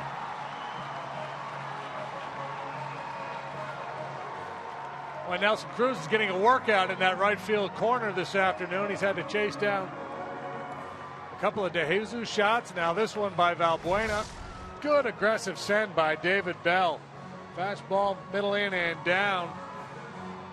You see Cruz hustling over to cut the ball off, leaves his feet, and when that kicks away, so it's 2 long throws with a wet ball, and David Bell sends Castillo all the way home. Force the other club to make 2 really good throws. You're down near the bottom of your batting order. It's a great time to be aggressive. Barney bounces to Beltre, who looks back the runner. That's the second out.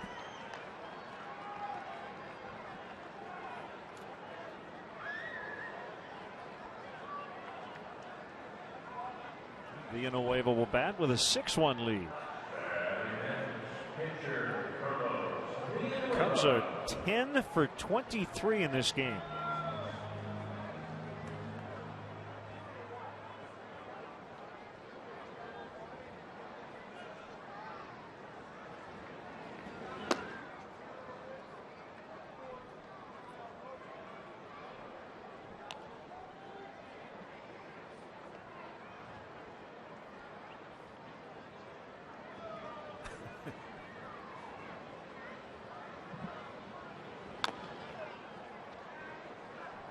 1-1. Derek Lowe, one of 3 pitchers in Major League history with 170 wins and 80 saves. John Smoltz, Dennis Eckersley, the other 2.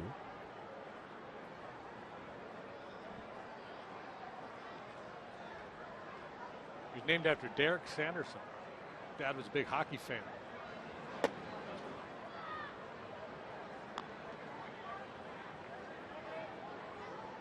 Through a 1-hit complete game shutout at Wrigley Field as a Dodger back in 2005. The only hit he allowed was a leadoff infield hit to Jerry Hairston Jr. to start the bottom of the first. That was his first career 1-hitter. He threw a no-hitter with Boston in 2002.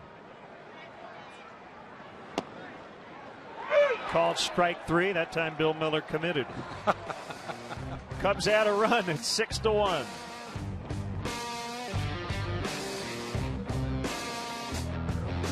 And in Northwest Indiana Chevy dealers for their continued support of local youth baseball leagues. Once again, the local Chevy dealers support over 30,000 young ball players in their communities through the Chevy Youth Baseball Program. In fact, since 2010, the dealers have provided numerous leagues with equipment kits, instructional clinics, and much needed financial support. That's one more reason why we say that from the big leagues to the youth leagues, Chevy truly is the official vehicle of baseball.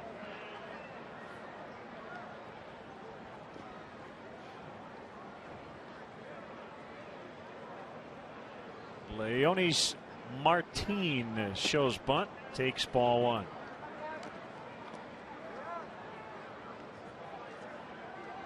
Jeff Baker has come out of the dugout. He's on deck. He'll hit for Lowe. Martinez is a good bunter.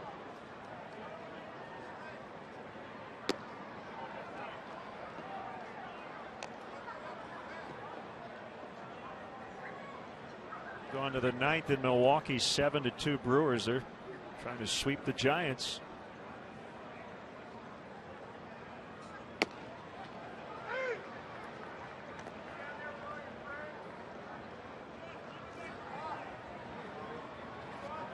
Lefty Joe Ortiz.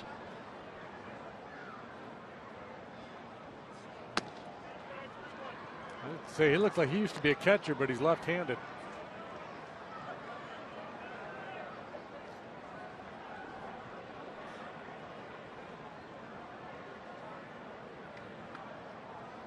Deep breath by Villanueva in the 3-1. Fouled off, 3-2.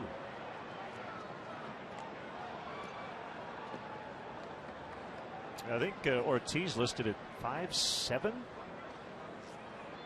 like we will see him in the bottom of this inning.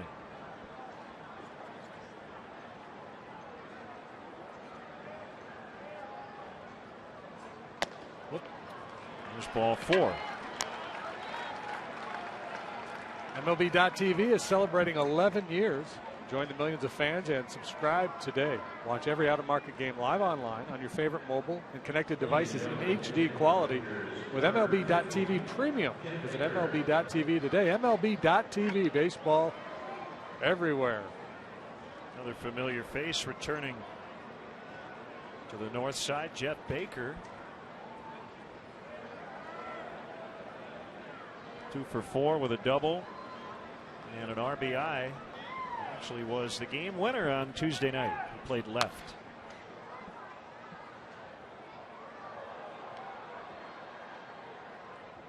Big spring for Jeff, and made the opening day roster as a non-roster invitee.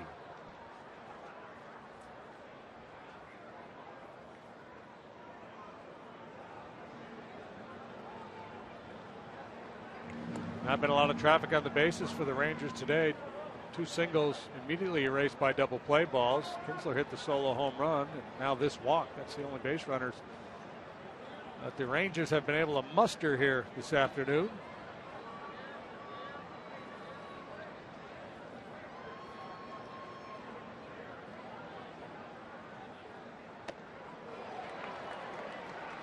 Nothing in 2. Muster and Spate. You must have been working on your crossword puzzles the last couple days. Rainouts are good for. crossword puzzle, knock out a Sudoku or two. Got to stay focused, Len. It's a long season.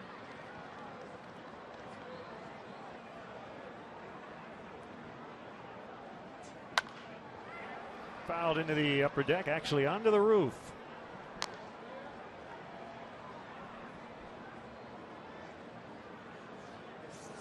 Villanueva, one of those guys, pretty good at pitching to the situation. Needs a strikeout, he can try to get a strikeout.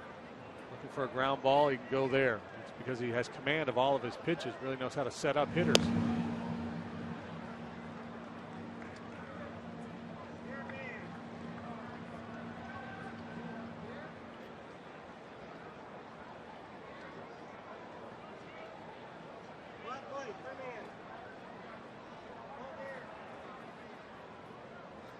Long pause before the pitch.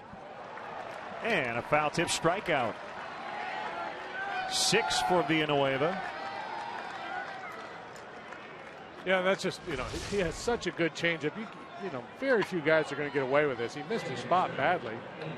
Might even been a backdoor slider on him. They're trying to go down and away. But the off-speed nature of the pitch fools Baker. He missed his spot badly. That's something he hasn't done much of today. He's been pretty spot on with his control. Dale Swaim talking about it said he's one of those guys that really knows how he can pitch to the scouting report because he can execute.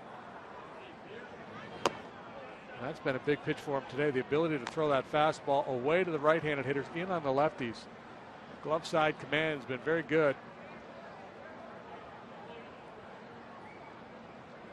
Kinsler got him last time, hit a home run on a changeup that floated right over the heart of the plate.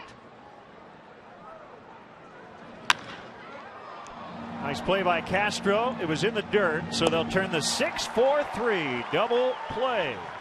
Third double play for the Cubs today. Hits, a couple of long ones, 6-1 lead over the Rangers. So Ogando's gone after 2 1/3, and first home run, first RBI of the year for Alfonso Soriano. Your Chicagoland and Northwest Indiana Honda dealers, as reliable as the cars themselves. 5'7" southpaw Joe Ortiz already has a couple of wins. That's a pretty good ratio. 5 appearances, 2 wins. That represents the entirety of his major league career. He's a rookie who's worked his way up through the Ranger organization, just 22 years of age.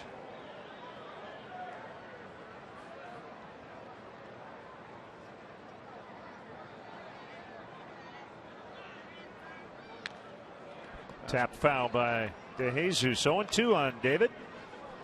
He's fastball, slider, and changeup. Suspect the lefties will see a lot of sliders, and the right-handed hitters a fair number of changeups when he comes off of his fastball. It's from Caracas, Venezuela. On the outside corner for strike 3. It's a painting in that at bat. David DeJesus quickly giving the scouting report to Castro. He said fastball, slider, fastball, but highly unlikely that Ortiz will attack the right-handed hitting Castro the way he went after DeJesus.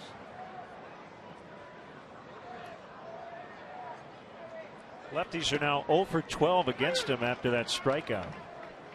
0-1 to Castro.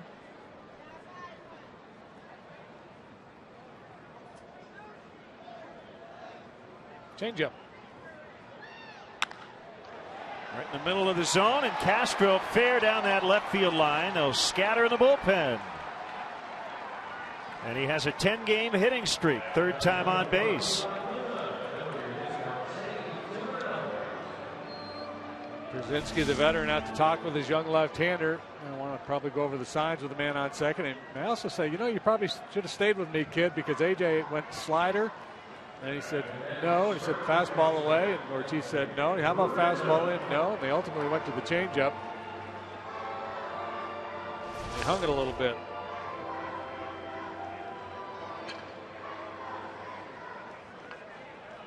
Really good day for Rizzo. He lined into a double play, but hit it hard on a hit and run on the first. 2-run homer his next time up, and then got hit by a pitch. in the fourth.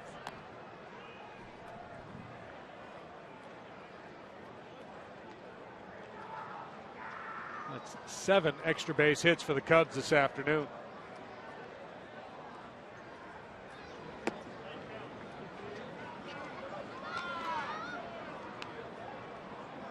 Wind shifting just a little bit. Right now it's blowing out more to left than to center.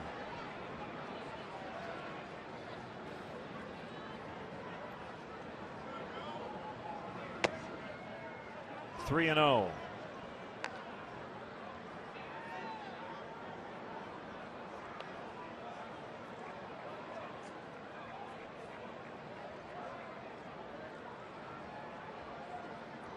We'll see the Rangers again here at Wrigley Field at some point this season. Have to find a common off day.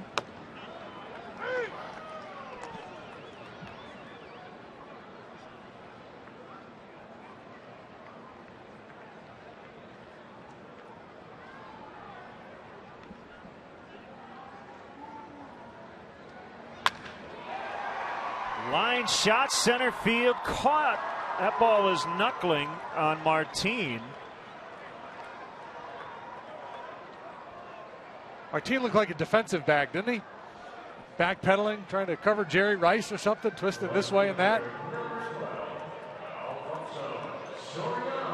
Another good swing by Rizzo. He's had good at-bats all day long. Martin able to hang in there and ultimately make the play. And he's going to go this way, and then he's going to cross back pedal.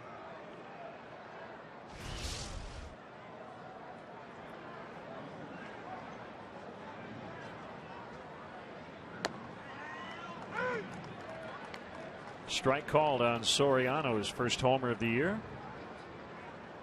Followed up that Rizzo blast in the third.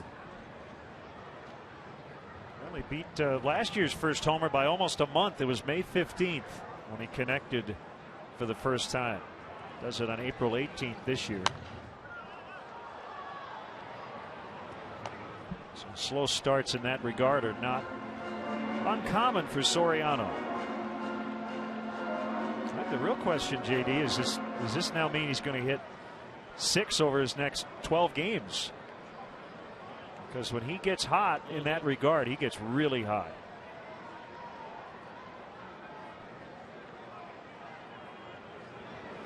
I'll tell you, going to Milwaukee and Cincinnati, a couple of good places for home run hitters.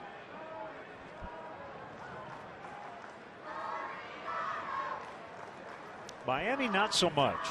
Although I don't think it played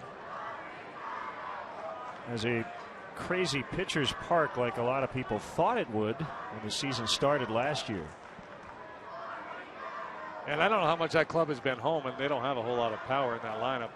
But I believe I saw they've hit 3 home runs as a team so far this year. The Fish. Swing and a miss on a changeup. We'll see the Fish next weekend. Cubs lead 6-1.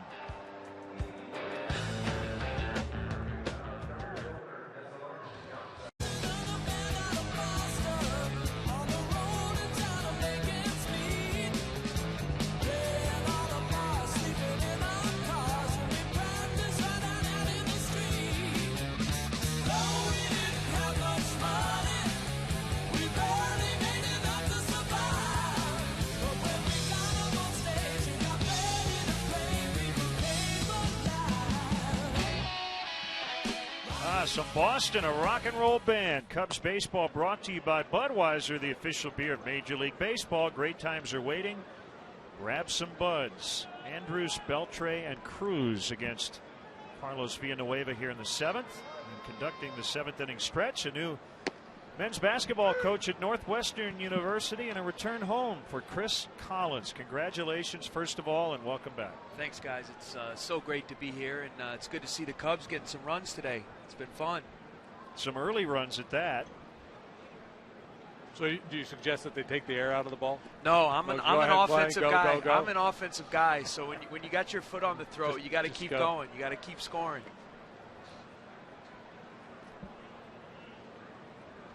So you come to Northwestern after a long stint with Coach K at Duke.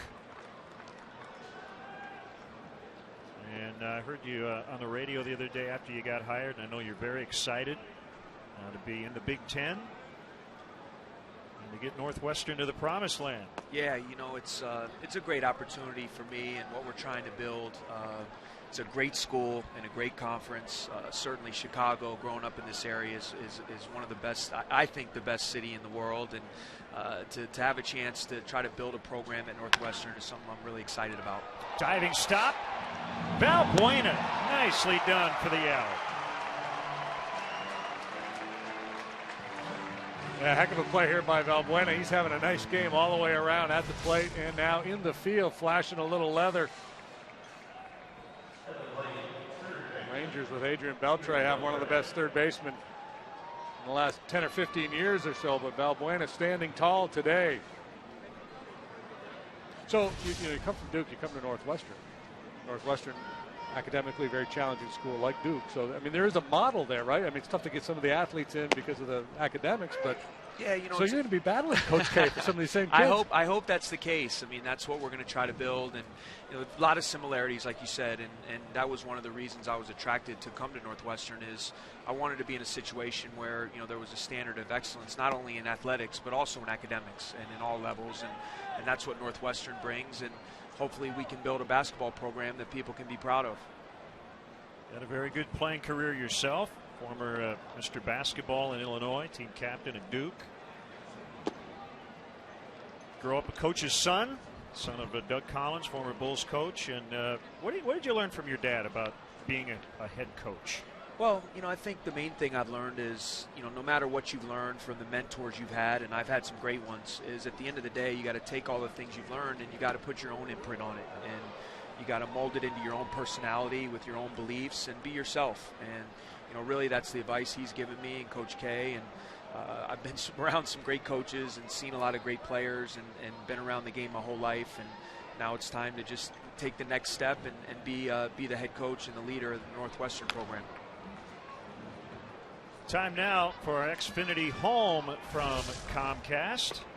There is a new Northwestern basketball coach going up in Northbrook. Xfinity from Comcast gives you a front row seat to all your favorite sports.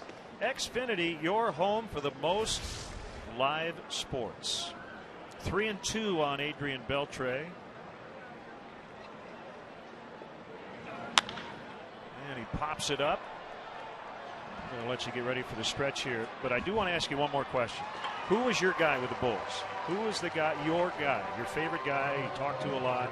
You know what, my favorite player growing up was actually John Paxson. He was a guy, I was a shooter myself, and it was good to see Jordan and Pippen and all those guys, but I never really thought I could be like them. So the guy I identified with was Pax, and we've become really good friends, and he was always my favorite player. That's great. That's a good guy to pick. Chris Collins, congratulations. And don't miss a note.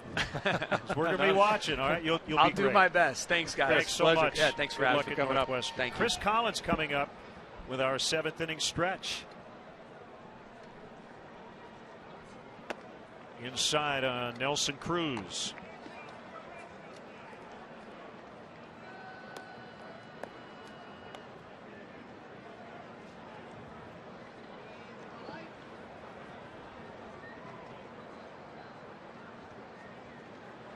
And the 2-0 pitch is hit hard but foul off to the right.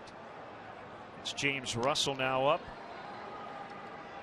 In the Cubs bullpen, Villanueva has been cruising along all day. Carlos, it was not guaranteed a spot in the rotation. If you recall, in spring training, there was no guaranteed spot for him with the depth that the Cubs thought they had in that rotation. That's deep to center and gone on top of the batter's eye for Nelson Cruz. So their 2 runs have come on solo homers, his 2nd of the year. 6-2. Well, once you get a big lead, generally solo home runs don't beat you. You got a comfortable lead. Rangers are running out of outs. If you don't allow a bunch of base runners and then a long one, you're probably going to be okay. This is a fastball in the happy zone for Nelson Cruz. Thigh high and above, right out over the plate. See it, center, and smoke it, and he did. Brzezinski with a ground ball to Darwin Barney. And it is stretch time with Coach Collins. Today's guest conductor for Take Me Out to the Ball Game, Northwestern University men's basketball coach, Chris Collins. All right, Cubs fans, let's hear everybody sing loud. A 1, a 2, a 3. Take me out to the ball game. Take me out to the crowd. Buy me some peanuts and Cracker Jacks. I don't care if I ever get back, for it's root for the. If they don't win, it's a shame, for it's 1, 2. Picture out at the old ball game. Let's get some more runs. Let's go.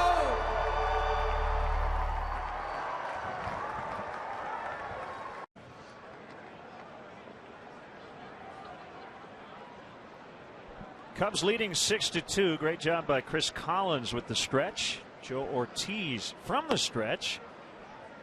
And it's 1-1 on Nate Scherholtz.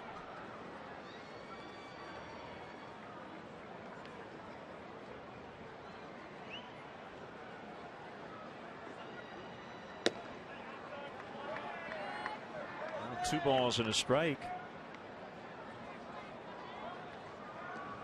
Kind of a big day for the Collinses. His dad, Doug,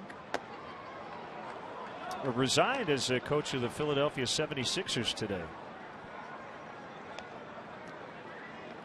Really? So he leaves the Sixers while his son Chris starting up at Northwestern.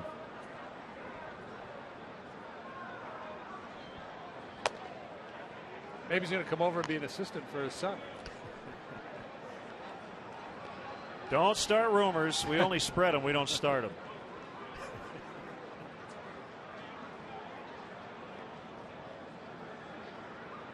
Well, it may give him a chance to come and watch his son coach a little bit more often in person. Yeah. Action for the Rangers. That is Justin Grimm. I think he's just getting his throwing in before his next start. After his scheduled start last night was washed out. Scherholtz slams a bat down as he pops to Beltre. A little snappage from Nate Scherholtz. Pretty mild-mannered guy.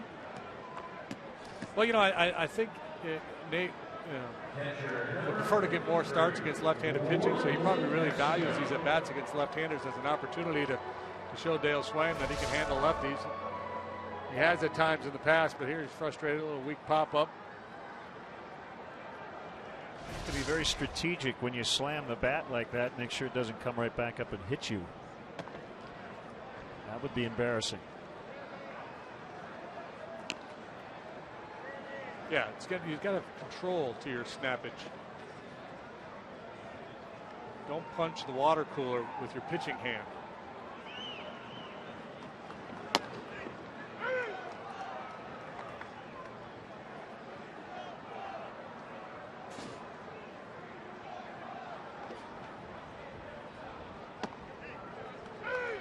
Ortiz doesn't take a lot of time between pitches.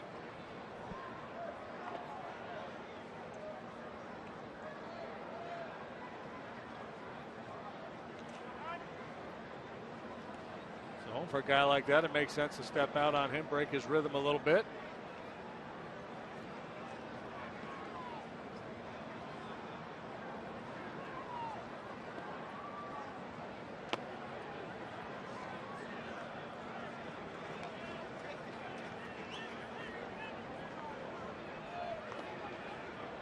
Well, he's 3 for 3.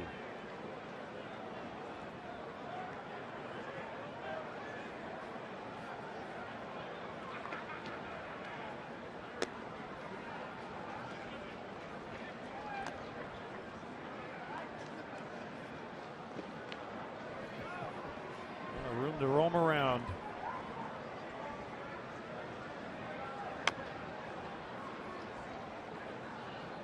I mean, in the general population, the 5'7" guys below average, but you know, it's not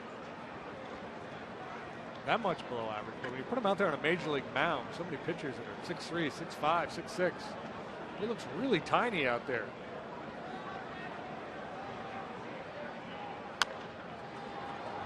Maybe in some way it's an advantage just because of the arm slot, right? Maybe. Yeah. Well, Billy Wagner wasn't very tall. And that kid with the Royals, Collins, not very big. I think he's about the same height as Ortiz.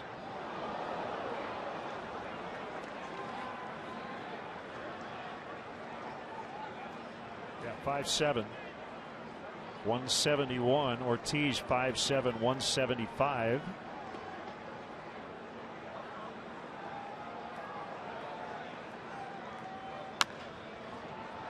We start really breaking it down. Okay, they're both lefties. So what does that mean? You have to be left-handed if you're 5'7" and on the mound and have success? Well, it's funny because, you know, with the scouts, they used to talk about, you know, the prototypical bodies. They wanted big right-handers. You could live with a smaller left-hander because they could be, he was a sinker baller, he was a crafty guy, but you know, Wagner and Collins were power guys. 4 for 4 for Castillo. This will be his first extra base hit of the day, a double. He got lucky last time, hit a little shallow fly ball into short right center field that nobody could make a play on. Nothing lucky about this. This is a solid line drive double off the bat of Castillo. Good long at bat. His first career 4-hit game. Had a 3-hit performance on May 11th of last year at Milwaukee. Came into this game hitting .361. So it's up over 400 now. Teddy ball game all of a sudden.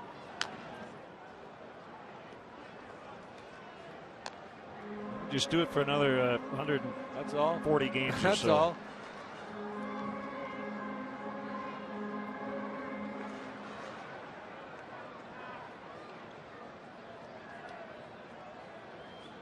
According to ESPN stats, I tweeted Anthony Rizzo's home run earlier today, 475 feet. That was a big one. The longest home run measured so far in the majors this season. You don't see many up against that back fence in deep right center where he hit it. Yeah, I'm trying to recall all the years coming here, seeing one up there, and I can't.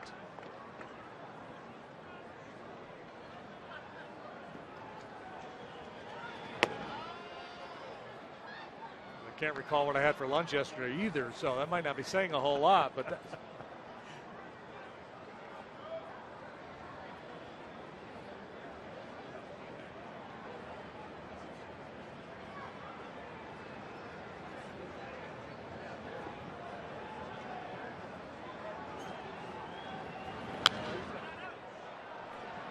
Let's check out our AT&T Uverse replay. 475 feet. Ooh. Hanging fastball from Ogando. Crunched. Find out what's possible with products and services from AT&T. Rethink possible.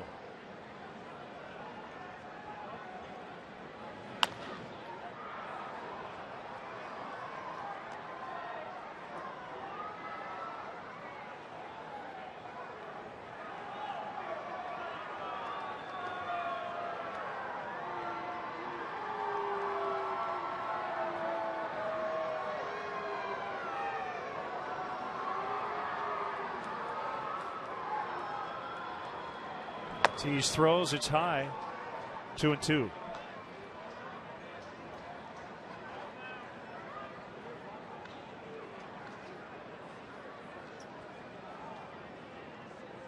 Win today would get the Cubs to 5-5 against right-handed starters. Without a win against a lefty, 0-4. Beltre and foul ground has it.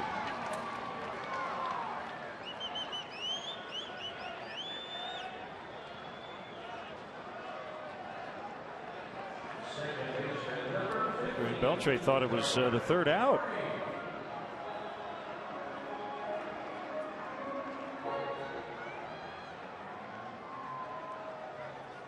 That'll get you a fine in Kangaroo Court.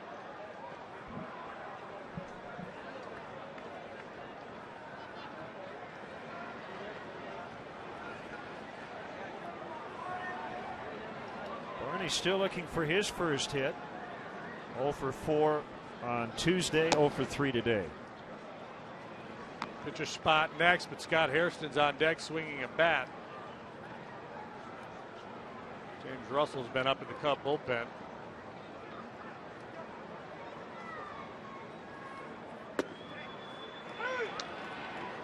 So through 3 starts, Villanueva with a 1.29 ERA was not even guaranteed a spot in the rotation when the season started, or at least spring training started.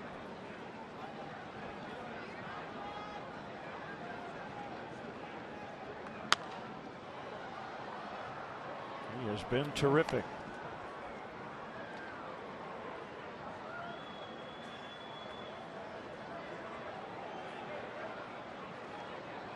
Well, same can be said for Travis Wood, too. He wasn't guaranteed a spot. He's been lights out.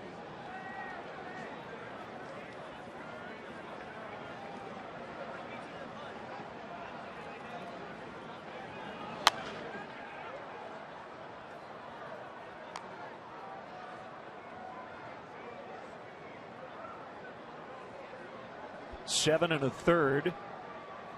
On Tuesday, gave up just 2 runs, took the loss.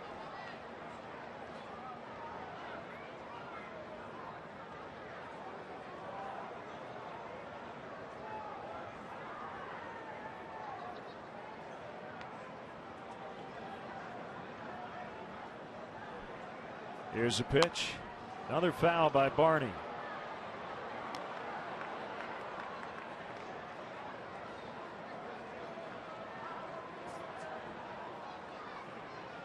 Gondo started. He only went 2 1/3, gave up 5 runs. Derek Lowe went 2 2/3, gave up 1. Ortiz in his second inning of work.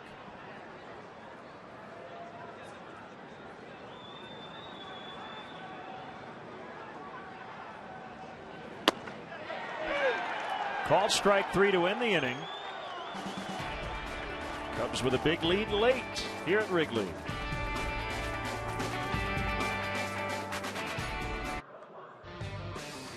The Cubs have the lead, trying to earn a split in this rain-shortened 2-game series. They'll hit the road starting tomorrow night. And WCIU, the Cubs and the Brewers at 7 o'clock Central Time. Well, can't do much better than James Russell has done so far this year with a spotless earned run average in 7 appearances. Just 1 hit, 4 1/3. Lefty, lefty, lefty due up here for the Rangers.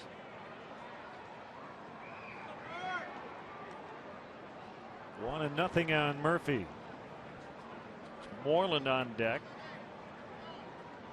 And then Ron Washington could pinch hit for Martine. We'll see.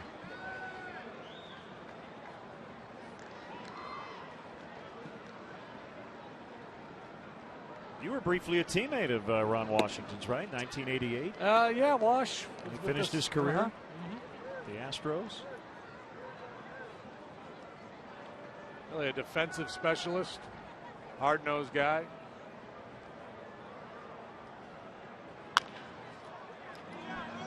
Rolls over on a ground ball to Barney.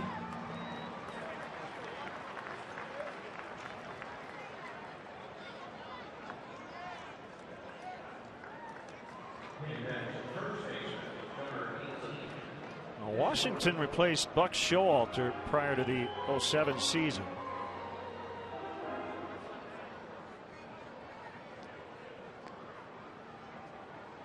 Only credited with helping Eric Chavez and his defense. In fact, Chavez gave Washington his Gold Glove trophy from 2003.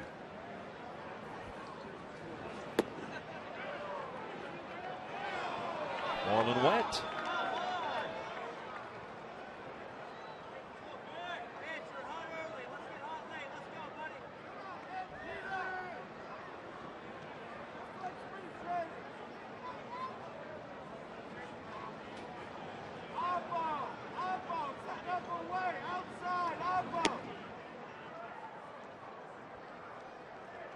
1-1.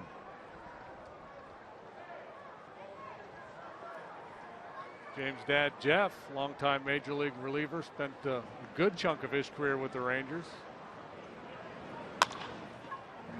Barney again.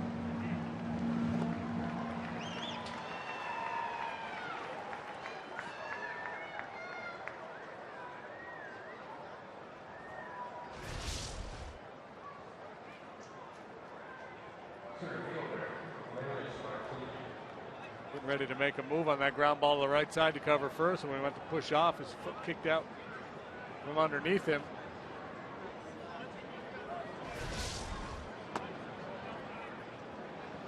Always worried on a wet field about, groin pulls, strains of that nature.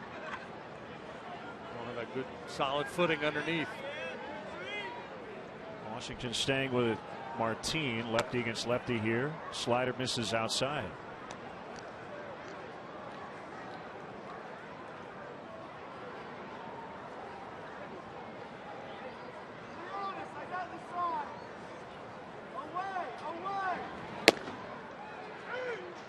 Two outs, nobody on. Ron Washington's thinking, well, just in case we make a furious rally and have an RBI opportunity, a big RBI opportunity, maybe I would then pull the trigger and use somebody off that bench. You don't pinch hit that much in the American League, so you don't sign guys who have a lot of experience doing it generally. It's such a tough job to begin with. If you look at the numbers year in and year out, Major League average for pinch hitters is typically in the low 200s.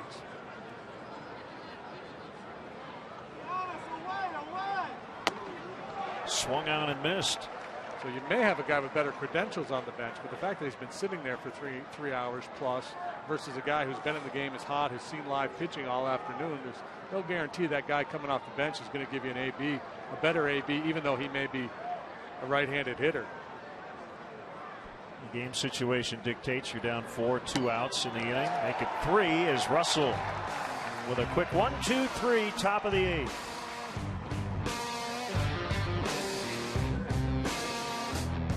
A 1-2-3 8th inning. And Scott Hairston will bat for him against Jason Frazier, who's from Oak Forest, Illinois, suburb of Chicago. Went to Southern Illinois University, and at the time he was a roommate of Scott Hairston's brother, Jerry, at SIU. Former Blue Jay and White Sox. Yeah, long-time member of that Blue Jay bullpen. 4 games so far this year with the Rangers. Hairston with 1 hit. That was a home run. And he takes a strike. Big news out of New York today. The Yankees announcing that Derek Jeter's CT scan revealed a small crack in that injured ankle. So Brian Cashman quoted saying, looks like he won't be back until after the All-Star break. They're a banged up club, aren't they? My goodness. Well, and they and the Red Sox right at the top of the American League East. Red Sox going into action today at 10-4, and the Yankees at 8-5.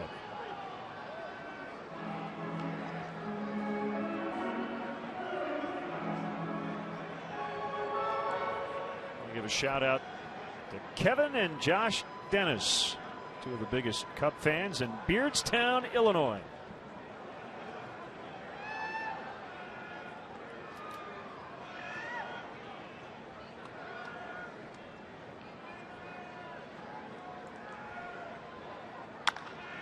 Pulled down the left field line, fair, just inside the chalk.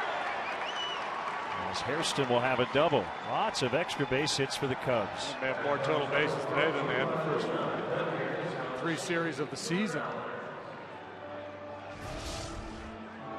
Hanging slider from Frazier, and it's hammered by Hairston.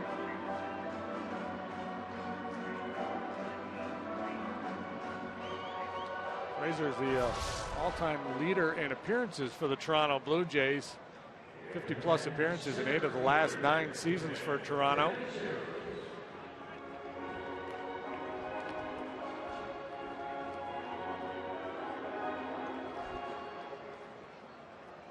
That's 9 extra base hits for the Cubs today.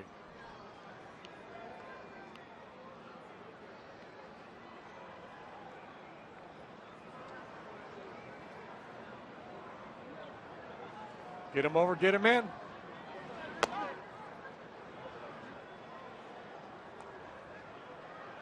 This late in the ball game. Nothing wrong with a little small ball, a little one-run strategy, try to pad that lead. Hayes is very adept at pulling the ball, so he doesn't really have to give up a lot to make that happen. Doesn't have to change his game a whole lot to try to hit the ball to the right side.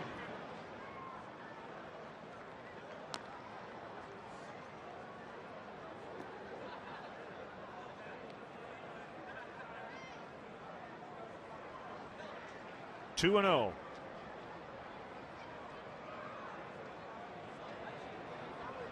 He's about due to whack another one into that right field corner. This would be the count. Takes a strike.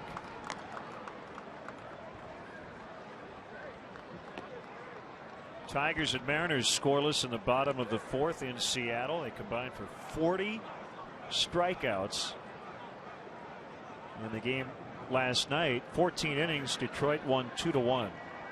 Felix Hernandez and Max Scherzer got the start in their respective teams in that one.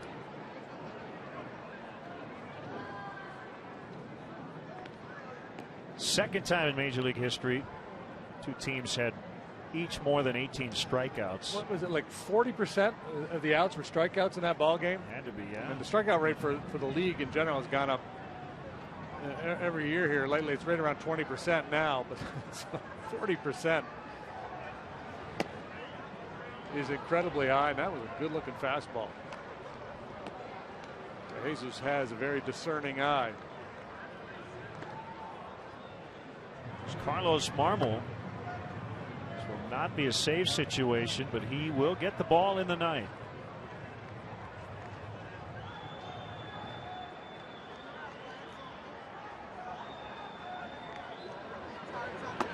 Ball 4.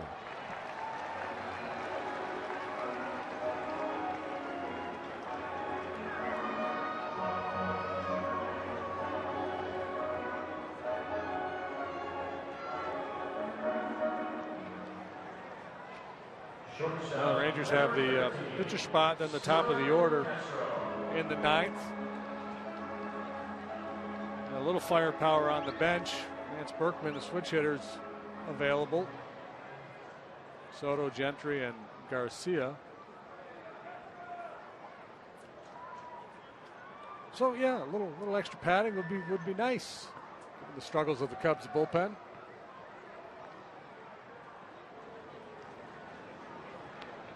Gio back here at Wrigley Field. We've not seen him in action in this series. Might get in there when the Rangers come back for the makeup date. There's a pair of mutual off days in May. May 6th and May 9th. Both clubs are off. There's the big Puma. He doesn't like it here. He's not a big fan. And he admitted, look, I'm a career .215 hitter in this ballpark, so that has a lot to do with my not so pleasant comments. He admits that he can't help himself. He just has to say what he thinks. And sometimes it'll get him into trouble. He's a very honest guy.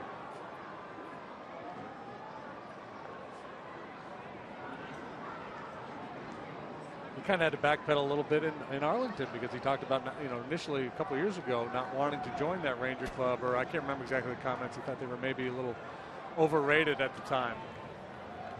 But we need more guys who are willing to step outside the box, tell you what they really think. It's good for the game. Well, there's one guy right there. And I'll tell you what, A.J. Pierzynski has a future as a broadcaster. He did a great job during the playoffs last year.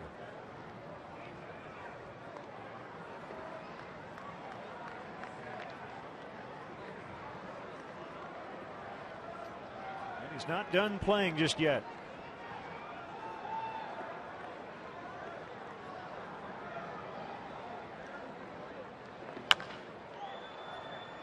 Chopped foul.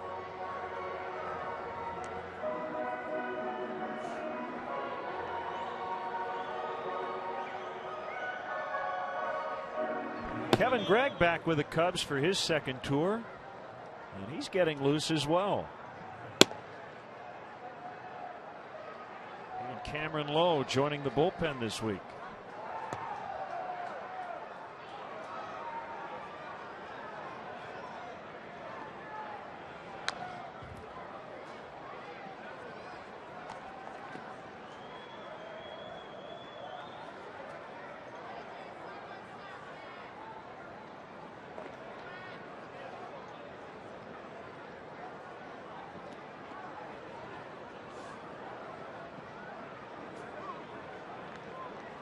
Frazier just can't put away Castro.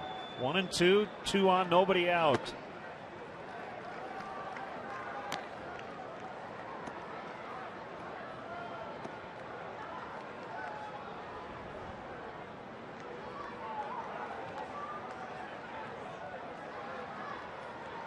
Marlins will get Giancarlo Stanton back in their lineup tonight against the Cincinnati Reds. He was battling a left shoulder injury, missed 6 games. Double play ball. Kinsler will spin. Andrus will not throw, however. Tougher turn. 4-6-3, and DeJesus sliding in forced Andrus to hang on to the ball. A good job by DeJesus. Kinsler has to spin all the way around, gather himself before making that feed, and that allows DeJesus just enough time to upset the timing of Andrus out there at second base. Couldn't get clear and free to make the throw, and finds a good opportunity here for Rizzo now, the man on third, and just 1 out.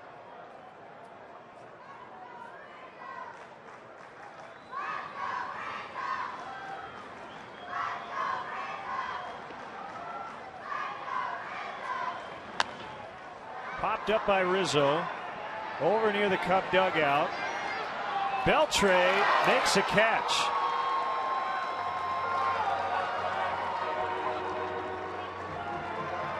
Made it look easy. Adrian Beltre has 4 career Gold Gloves. Brzezinski in pursuit as well, but you prefer the guy with the infielder's glove to make that play, and Beltre takes charge and puts it away. Yeah, you know, if you were to kind of make a mold for a third baseman, he'd be your guy. Big, strong, power hitter with good hands, can really play the position, drive in a bunch of runs for you. You know, you get your hands on one of those guys, you try to hang on to him, because you don't shake a tree and find a third baseman like that. It's, you know, the skill set of power and good hands and strong arm. You get the complete package, you want to hang on to it.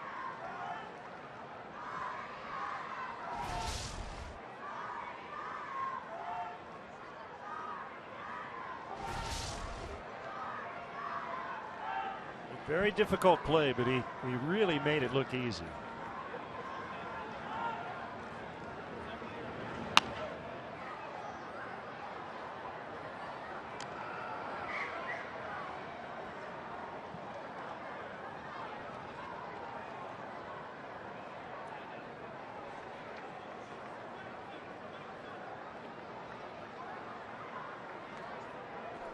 Hairston with a pinch double.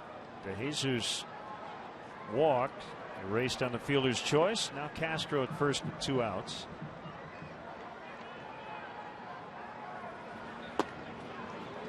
That's below the knees.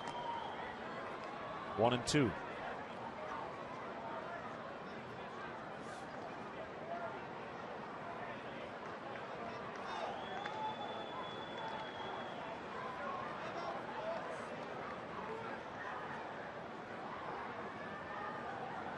Castro runs, pitches in the dirt, and Starlin doesn't even have to slide.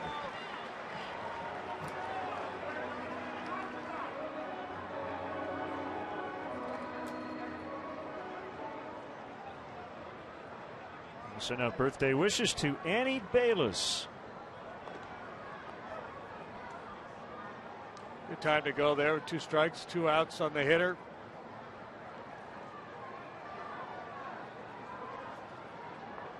Hitter's not in a favorable count. A chance to get into scoring position now. If he just flips a single somewhere, you score 2. Swung on and missed, and Frazier gets out of the inning with no damage. We'll go to the ninth. Cubs lead by 4. The official beer of Major League Baseball. From shutouts to walk-offs, we've been celebrating the greatest moments in Major League Baseball for over 30 years. Great times are waiting. Grab some buds. Honda. Visit your local Honda dealer or go to shophonda.com for current offers. And by AT&T. Find out what's possible with products and services from AT&T. Rethink possible.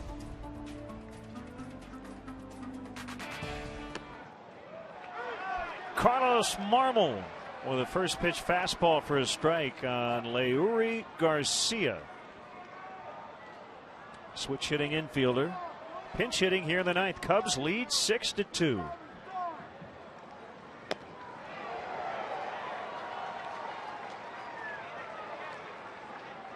Garcia with malicious intent with that swing. His club is down 4. His job is to get on base, but he's trying to get it on the street. Carlos 1-1, 7.94 the ERA as he tries to work his way back. Called strike 3 on a slider. Good start.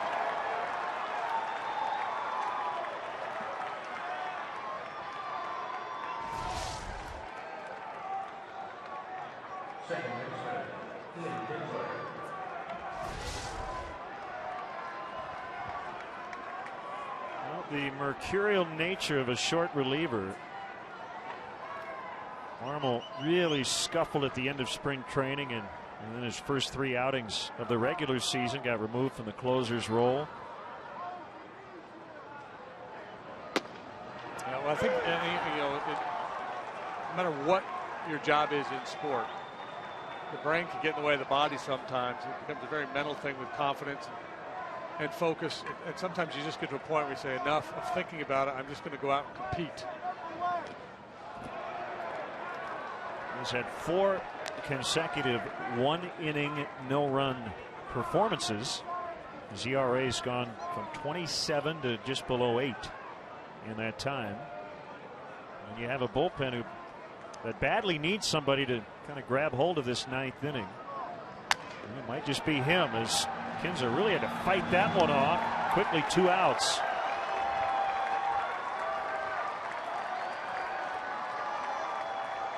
Dale has a little bit of a luxury right now, so to speak, in that he doesn't really have to say anything. He can use whomever he would like to in the 9th inning, but does not have to designate a closer. And even if it's Marmol for the next few appearances, he doesn't have to actually say, yeah, he's the guy. A couple of them have gotten away from him here. I think we may get to a time where clubs start to go in that direction anyway, where they have a guy that they lean on most of the time, but there's nothing says you have to write in your lineup card when you put the sheet in every day who's available, what their job is going to be. You're my closer.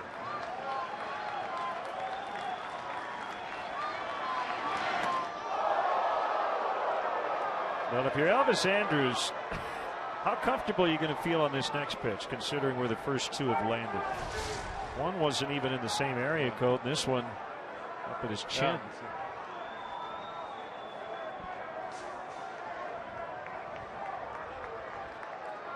That's 1 hook and 1 slice if you're playing golf. You need to find the fairway here. There you go. He's right down the middle.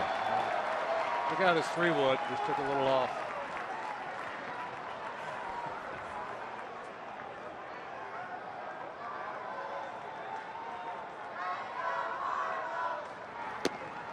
Slider missed.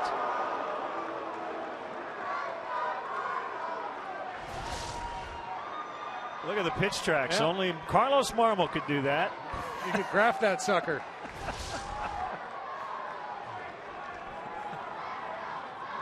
I want him to make a little dipper. Swing and a miss. Full count, 3-2.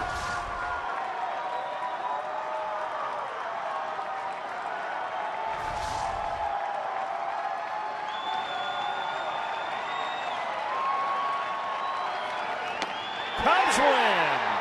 Slider called strike 3. He strikes out 2 in the 9th. And the Cubs played maybe their best game of the year, a 6-2 victory. Yeah, a conversation we had the other night that the Dale Swaim and the Cubs were looking for their first complete game, and they got it here today. All facets of the game. Big day with the bats, clean in the field. The pitching was outstanding, both the starter, Villanueva, and the bullpen. And it is now time for our Budweiser Player of the Game. Carlos Villanueva finally credited with a win. Yeah, 3 outstanding starts so far, but he had been winless prior to this afternoon. 7 innings, 4 hits, 2 runs, a couple of solo home runs. Was never really in any jeopardy at all. Walked just 1, struck out 6. Can I give you a really overrated stat? Yes. The Cubs left 10 on base. The Rangers left 0 because they didn't have many base runners. Cubs baseball brought to you by Budweiser, the official beer of Major League Baseball. Great times are waiting. Grab some Buds.